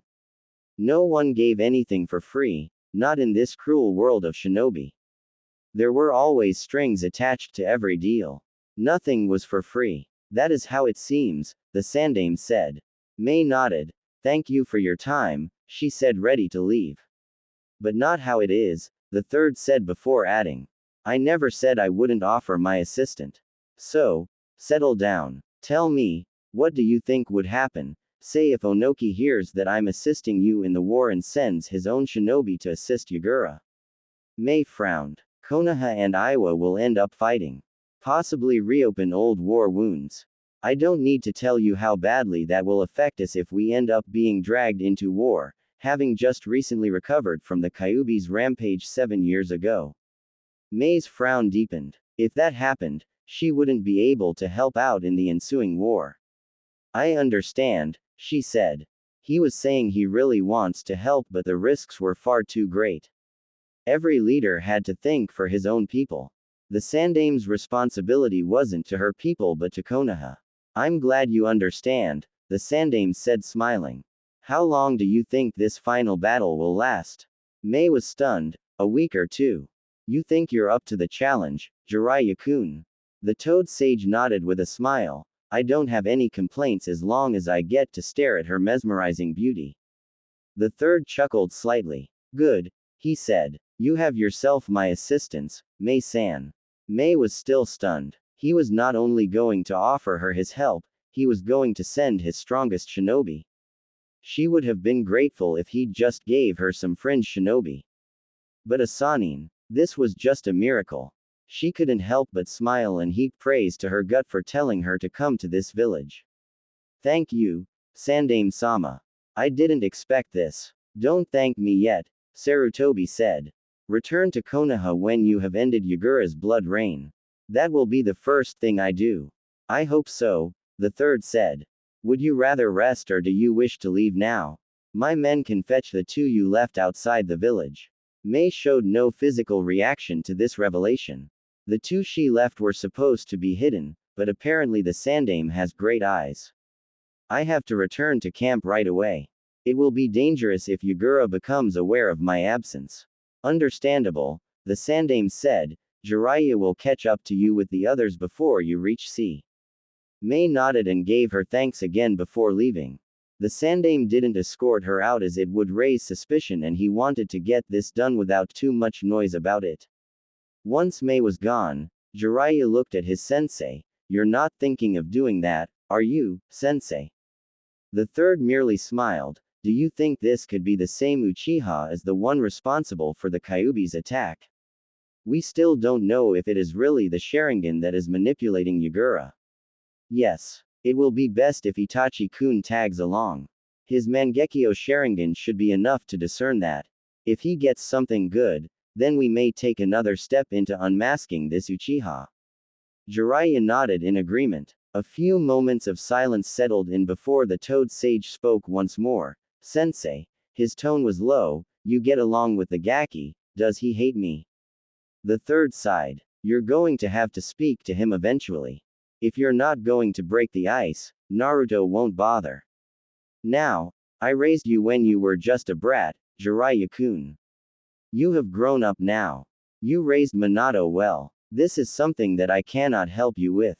However, I can tell you this. While on this secret mission, speak to Itachi-kun, he understands Naruto-kun. 2 hours later, Danzo walked into the Sandame's office with a scowl on his face. He clearly didn't like being ordered by Hiruzen. Why did you call me, Hiruzen? Now, Danzo, there is no need for such animosity. I did allow you to live after you attempted to get me killed, the third said before getting into the business at hand. I have a mission for your route. What? Danzo asked, with narrowed eyes. Kiri's civil war. You're to send your route Anbu to fight with the rebels against Yagura's forces. Send them tomorrow morning. I believe you already know the way. You have been keeping tabs on the situation, no? The following day, just beside his favorite tree at the park, Ino sat, legs pressed across her chest. When this image registered in his mind, Naruto did nothing but frown as he walked up to her. He didn't want to be here in the first place. He was only here because her mother had asked him to fetch the girl as it was getting late and she wanted to close up the flower shop and return home. He would have said no, but his mother had been there, giving him that look that clearly told him to do what was requested of him or there would be consequences. The girl looked sad, and that was something he didn't want to deal with. He had his own problems. Sighing, Naruto sat down beside his fellow blonde. Just so you know, I don't care, he said before adding. I'm just going to ask because if I ignore you, my mother is going to find out and she won't be happy, or you may just use it against me. Always treat a girl well, Naru-chan, his mother always tells him. He knew she wouldn't smile at him and say you did well if he just ignored a child of a friend in this kind of situation, especially a girl. He didn't understand it. But sometimes his mother would just say he doesn't have to understand but do as he was told and he would eventually understand when he does grow up. He was all grown up at this stage, what was there to understand when he was advanced in age? You're cold, Ino said softly. But then again, sometimes she did appreciate his honesty. He didn't lie to her. He was always truthful. Even though he was only forced because of his mother's compulsion, he was still doing it and she thanked him for that. Naruto merely shrugged indifferently. What is wrong? Sakura. That pink-haired girl you saved a few weeks ago. She registered with the academy and is now in my class. Her father seems to have pulled some strings to get her in. That is not the problem though. We both like Sasuke-kun and decided to terminate our friendship to pursue him. And this makes you, what was the right word, again? Sad. Ino nodded. Yes. I liked our friendship but now we have become rivals, always throwing insults at each other. Sakura has also made new friends. Naruto sighed. His mother must truly hate him to make him go through such things. What are 7-year-olds doing chasing after Sasuke? What do you even mean you like him? You know how a boy likes a girl, Ino tried explaining. No, I don't know, Naruto said. Ino sighed. Yeah, you wouldn't. The only person Naruto likes is his mother, she said. So, you really like Sasuke, and this Sakura does as well. Both of you are fighting for his affection. He would really kill someone if he had to compete with them over his mother's affection. This has something to do with what adults call love, but you're just 7. You shouldn't be too worried about such things. It could hardly be called love between 7-year-olds, but he wasn't going to point that out. Says the guy who already has a fiancé. You're not supposed to talk about such things, Ino. Naruto said. How the girl had even got hold of it was beyond him. He wouldn't tell her such things and his mother wouldn't either. Perhaps she had walked into their mothers while they were talking about it. Sorry. Does Sasuke share this crush of yours? Ino frowned slightly, but that was all the answer Naruto needed. My thoughts. Get over your stupid crush or destroy your friendship with that girl. What if by some great miracle, Itachi compels Sasuke to tell Sakura that he likes her better? Ino's frown deepened. It would take a miracle because Sasuke-kun likes me. Keeping telling yourself that, Naruto wanted to say, but the girl would probably tell his mother that he was mean to her. Come on, let's go, he stood and helped her up. Whether a solution was reached or not did not matter. Sunagakur. As soon as the Sandaime, Kushina and Naruto made it to the gates of the village hidden in sand, they were greeted by a squad of Anbu. The third had his own Anbu as his guards, just hidden somewhere Naruto couldn't begin to sense. The way towards the village had been rather short as Hiruzen wanted to return to Konoha as quickly as he could. In his mind, he couldn't leave the village for too long when he had made enemies with that snake, Danzo. The War Hawk would probably choose to dethrone him in his absence. It was unlikely as he had made sure the route commander sent his route away to Kiri, but it was still a possibility. Hokage-sama, the leader of the Anbu squad said, walking over to the Sandaime, please allow us to take you straight to the Cage Tower. Yondaime-sama has instructed us to do so. The third smiled. Would it be a problem if we walked? I wish to breathe in some fresh air before my meeting with the Cage. The journey has been a little long. I'm sure Naruto-kun would like to see the change in scenery once again. The Anbu didn't need to think about the matter to offer his response. He merely nodded. We will escort you then. The professor nodded. Would it be okay if my Anbu take a friendly round about the village? As long as they keep it friendly, there shouldn't be any problem, Hokage-sama. The third Hokage looked at his right, Naruto being held by his mother with her right hand. Let's go you two, he said. Is it just me? Is the weather different from when we were in the desert? Kushina asked as they slowly walked through the streets of Suna, heading towards the Cage Tower with the Anbu behind them. It is different, Sarutobi said. The heat isn't as bad as people make it seem. The journey across the desert isn't that bad itself, it is only bad during the windy seasons. Kushina nodded. She didn't need to be told that. She already knew that crossing the desert during the windy season was nothing more than to taunt death. She looked at her son. I'm so proud of you. You were able to make it to the village without having me to carry you across the desert. Your training is really paying off. Naruto smiled at his mother. Thank you, he said. There was the fact that the last time he'd come to this village had been his first and, despite being told to prepare for what was ahead, he didn't think it would be so bad. But now he was able to move on his own and knew what to expect. Anything less would have been disappointing, the Sandaime said, butting into the conversation. Naruto ought training from 4 different people, his mother included. Well, children of cages always received the best training they could get from their villages. Minato may be dead, but he was Naruto's father and nothing would change that. Kushina nodded before smiling. All the better when we return home because he will be starting the academy, she said. Just the thought of her son, strong enough to protect himself against bullies, having some friends of his own, it really made her happy. Perhaps then her son could get the childhood he so deserved. It wasn't too late for him, he was just 7 after all.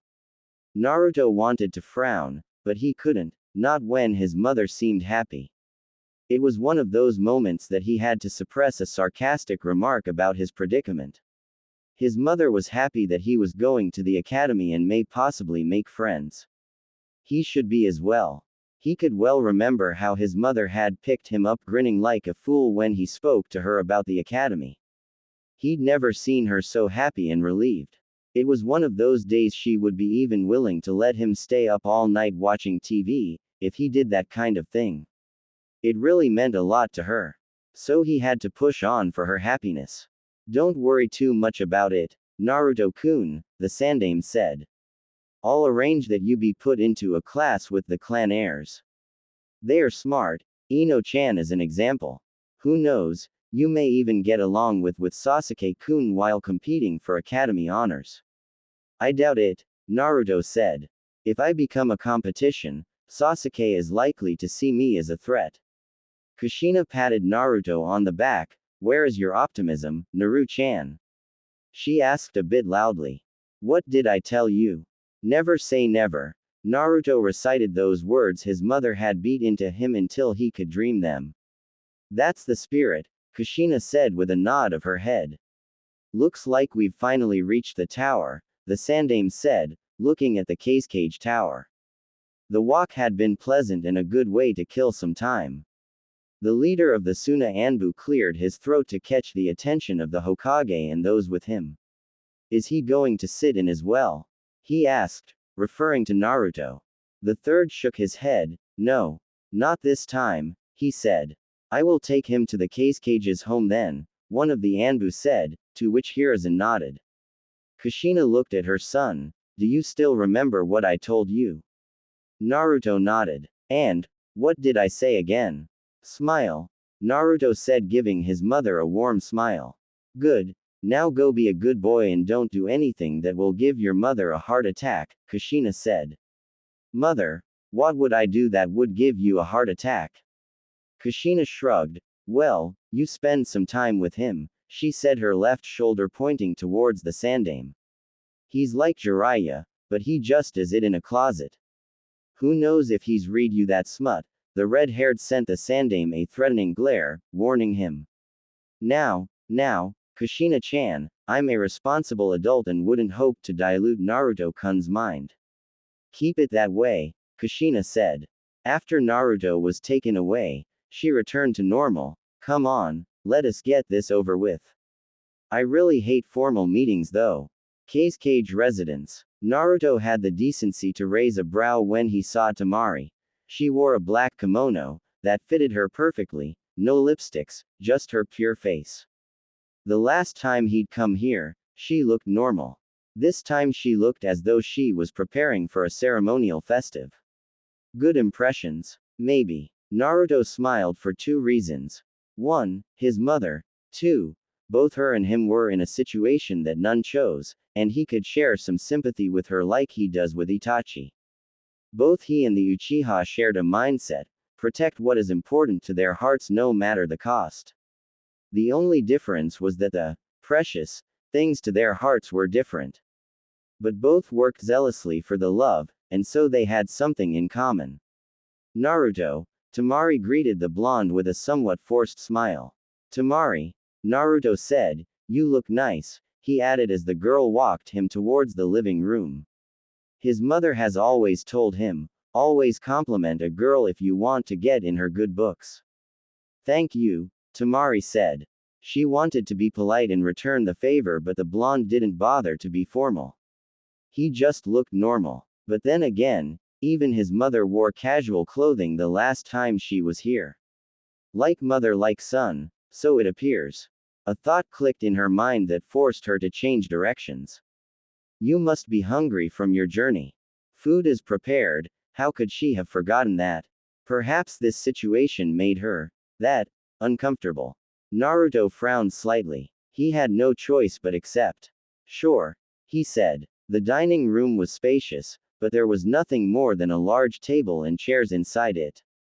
The food was prepared as she'd said. After settling down, Naruto looked at Temari. They made you wear that kimono. It wasn't a question, but a statement. Yeah, Temari said. Her father had been insistent that she look good for Naruto. Obviously, her father was more concerned about the kind of benefit this relationship will do for Sunagaku. Her father always thought of the village and its future. With this contract, he'd secured Suna's future, and he wasn't going to do anything to jeopardize it. Not unless something more valuable came up.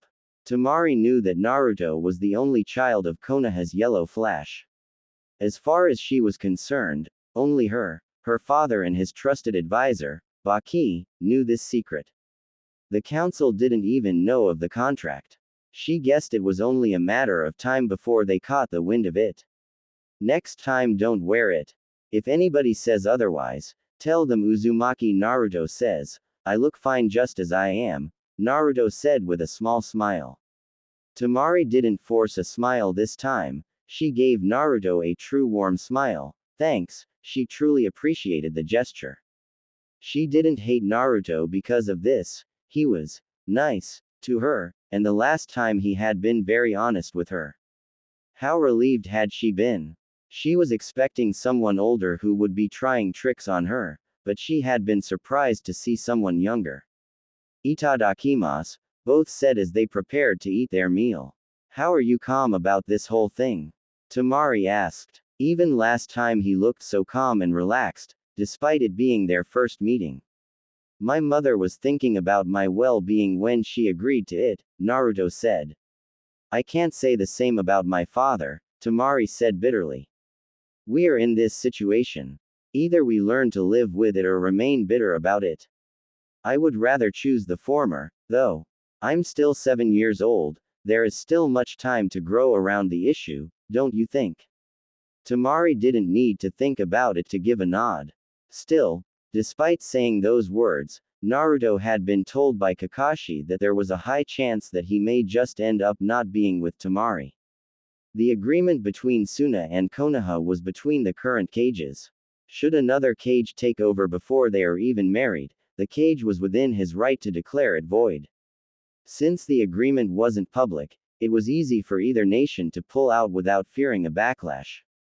Besides, the only reason the adults wanted them to know each other now was so that they could develop some bond, as his mother had forced another fine print that clearly said, should Uzumaki Naruto be unwilling or having not developed any feelings for Sabaku no Temari, he has the power to say no to the marriage.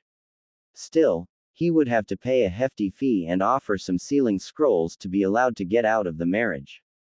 Temari wasn't told of this. And his mother had told him to give it his all. For his own sanity and crumbling hope in humans, he was trying. 2 days later, moments like these, he really dreaded. The Sandaime has tried by all means to make things comfortable for the Uchiha clan just as he has tried with Naruto. But it just seems like all his efforts have been without rewards. He has not been completely useless as Konoha's third Hokage. Not by any means, but there were things that were happening around Konoha that seemed to be beyond his reach and control. He really wished that Minato was present at this time. Between the two of them, they could figure things out. He was old. He no longer possessed the influence he once had when he was still sharp, physically. The Uchiha knew of this. From an undeciding Hokage, he learned to decide things for himself. He learned to take the decisions that he wouldn't normally take. This had been forced upon him by the death of Minato and the consequences that followed. Iwagakure had tried sending spies to check on the village's power to see if it could try something, but Danzo had stepped in and dealt with the threats. He was thankful for the War Hawk, a reason he still kept him despite the man having once tried to take his life by attempting to poison Kakashi against him. Naruto was another issue that forced him to step up. He couldn't allow things to get out of hand, lest he wished to live with regrets for the rest of his life. The blonde was a hero in his eyes and he treated him as such. He couldn't force the villagers to offer the same thoughts, but he had ensured that none took their frustrations off the boy. This is a case that he had constantly reminded the villagers that he wasn't called the god of shinobi for nothing. The Sandaime Hokage leaned back to his chair, tried by all means to appear strong in the front of Uchiha Fugaku, the head of the Uchiha clan and Konoha's military police force. There was trouble between Konoha as a whole and the Uchiha clan. Trouble that could spell disaster if not handled in a careful manner. I hope you kept things tidy in the village while I was away, the Sandaime started calmly.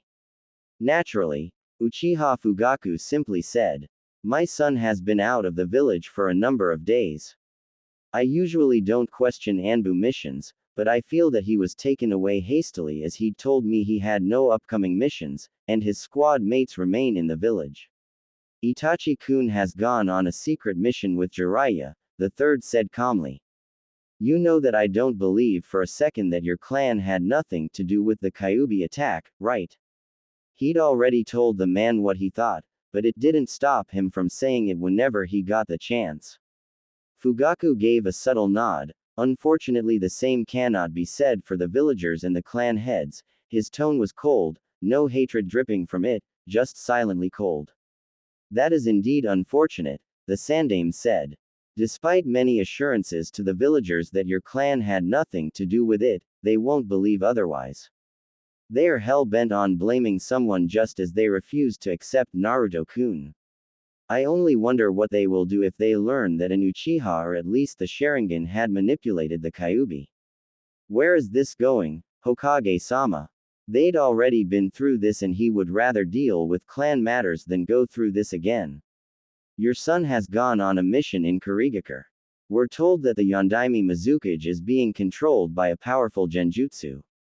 Fugaku took a few moments to digest those words. "So you believe that if this is true, then it may be the same Uchiha who manipulated the Kyuubi?" "Yes," Sarutobi said. "If this happens to be true, Itachi-kun may be able to figure out the identity of this person. With that, we may be able to hunt down the culprit and bring him to justice. Perhaps then we will be able to stop the madness going around the village." That wouldn't solve the Uchiha's problems. Their problems went far beyond the borders of being untrusted by the villagers. They were pushed away from the village. They no longer had any political power despite operating the police force. That was a matter that needed to be resolved. Fugaku doubted anything would be solved unless they took action though. Things with the villagers have already gone past the line of return. Is that all? The third nodded. Can you organize a meeting between your clan elders so we can sit once more again and think of a way to deal with the impending issue? I will see if they are willing. No guarantees given, and the Uchiha clan leader disappeared from the office. This doesn't look good at all, the third said to himself. He could only hope Itachi will bring home some good news. He could only hope. Evening. Later that day. Kakashi smiled fondly looking at the Kushina through the window from outside where he sat along with a studying Naruto. This reminds me of the time Minato-sensei had me watch over your mother when she was still carrying you. I used to watch her all day long. So mother tells me, Naruto responded, flipping a page on the book he was reading. Kakashi sighed. How was your visit in Sunagaku? Surprisingly pleasant, Naruto said. Kakashi gave the blonde a creepy eye smile. Oh, did you and Tamari get to know each other well enough? The tone the Jonin used was enough for Naruto to leave his book and look up to him. The Jonin was suggesting something he couldn't quite figure out. Before he could say anything, his mother's voice burst through the open kitchen window. Kakashi, what are you telling my son? She shouted. Kakashi smiled nervously. Well, he chuckled nervously. The woman could climb out of the window and give him a chase if he gave the wrong answer. How she had known what he was thinking was a mystery he could never puzzle together. I was just asking how things went in Sunagaku. Kushina gave the man a long stare. You better, she said. Because I swear Kakashi, if you fill my son with lewd things, I will tear off that mask, burn your book collection and make you wear guy's jumpsuit for a month. Do you understand me, Kakashi? Yes, ma'am. Kakashi gave a stiff salute. He was even barred from reading his precious Chan in front of Naruto. Not even the Sandame could take out his copy when Naruto was present. Kushina smiled pleasantly. Good, she closed the door and went back to her cooking. No wonder Minato-sensei always feared going home when he knew he'd done something she wouldn't like, Kakashi said to himself. He looked back at Naruto. Did you meet her siblings? No, Naruto said with a shake of his head. I met them last time.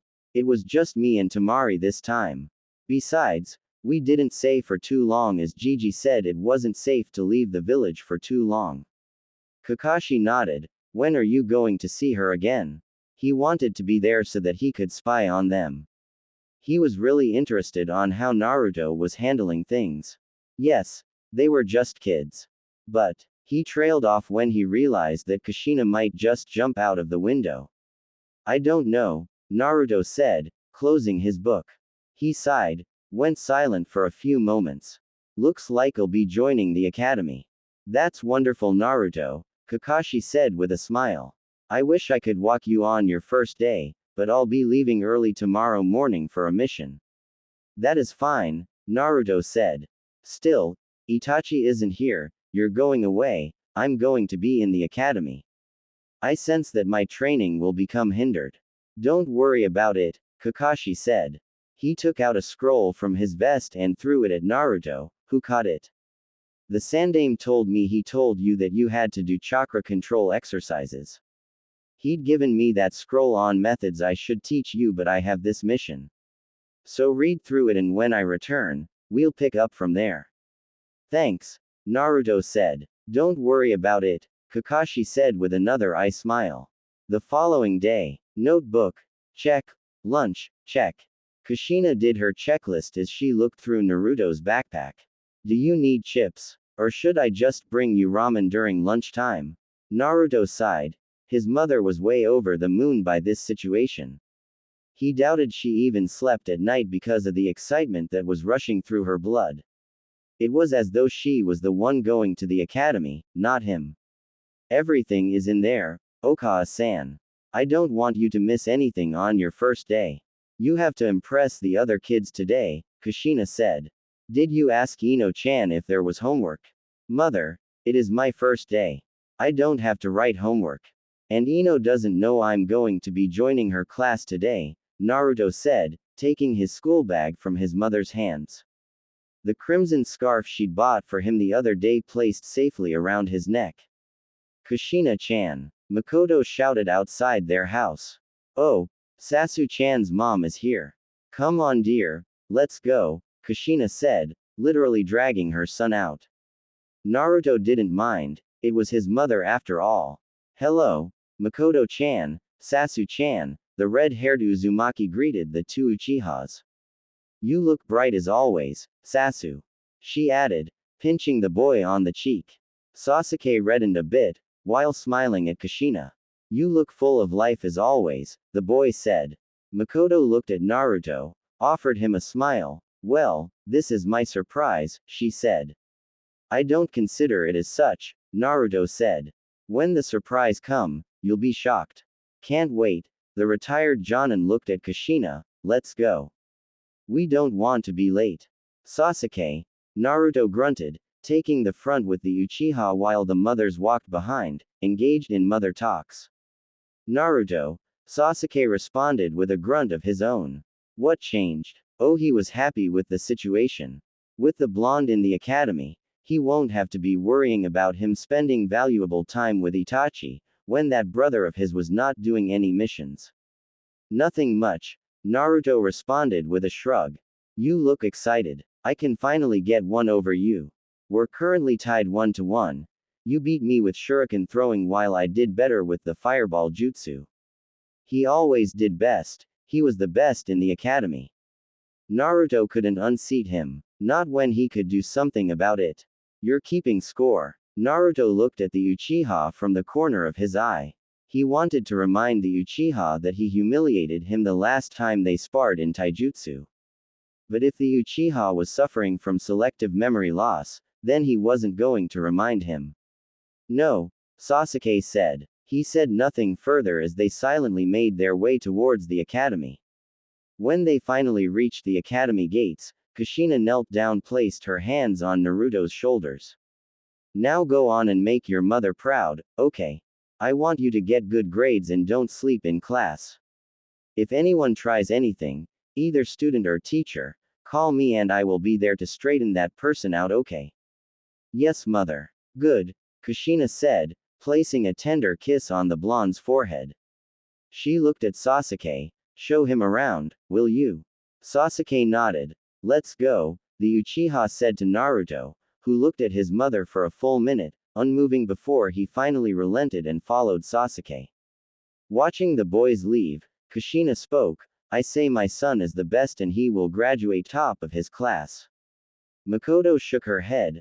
I do agree Naruto is smart, but my Sasuke-kun is a genius. He takes after his older brother.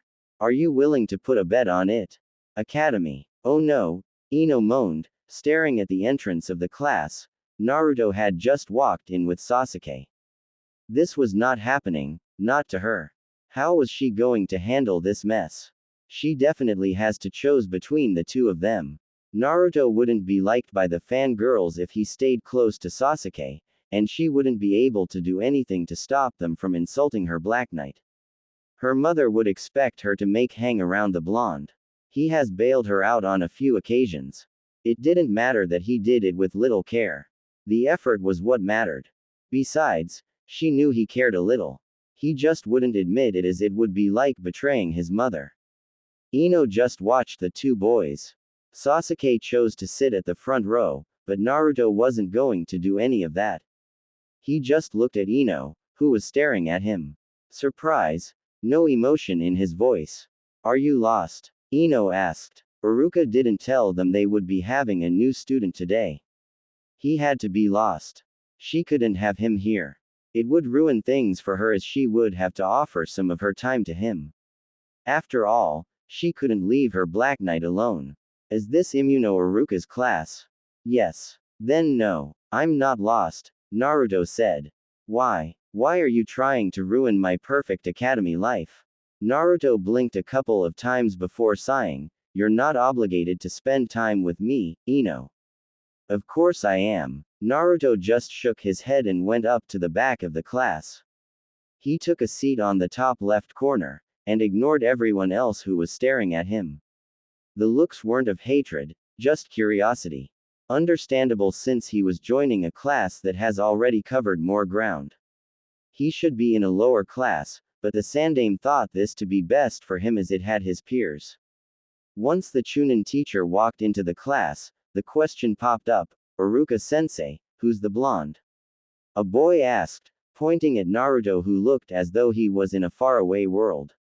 Iruka looked at Naruto, stared for a few moments before responded. That is Uzumaki Naruto. He will be attending with us from today. Isn't that unfair? Another kid asked. He was recommended by the Sandaime Hokage, Iruka merely said, not bothering to go into detail. Saying he was recommended by the Sandaime would stop any questions, but at the same time, it would give the idea that Naruto was receiving special treatment from the Hokage. Oh well, it didn't matter since he didn't care. Today, we will focus on. After 3 hours of complete waste of his valuable time, Naruto had been justified in his reservations about the academy being useless. Mother must truly hate me for forcing me to go through this, the blonde said to himself. I hear you, a somewhat tired voice said, just in front of Naruto. The boy who'd spoken turned slightly to face Naruto. If I ditch, my mother will drag me here by force. Naruto nodded. His mother would do something like that. I can see that happening. A less troublesome way to get through this is to sleep during class, the boy said, turning away once more. Off to more sleep.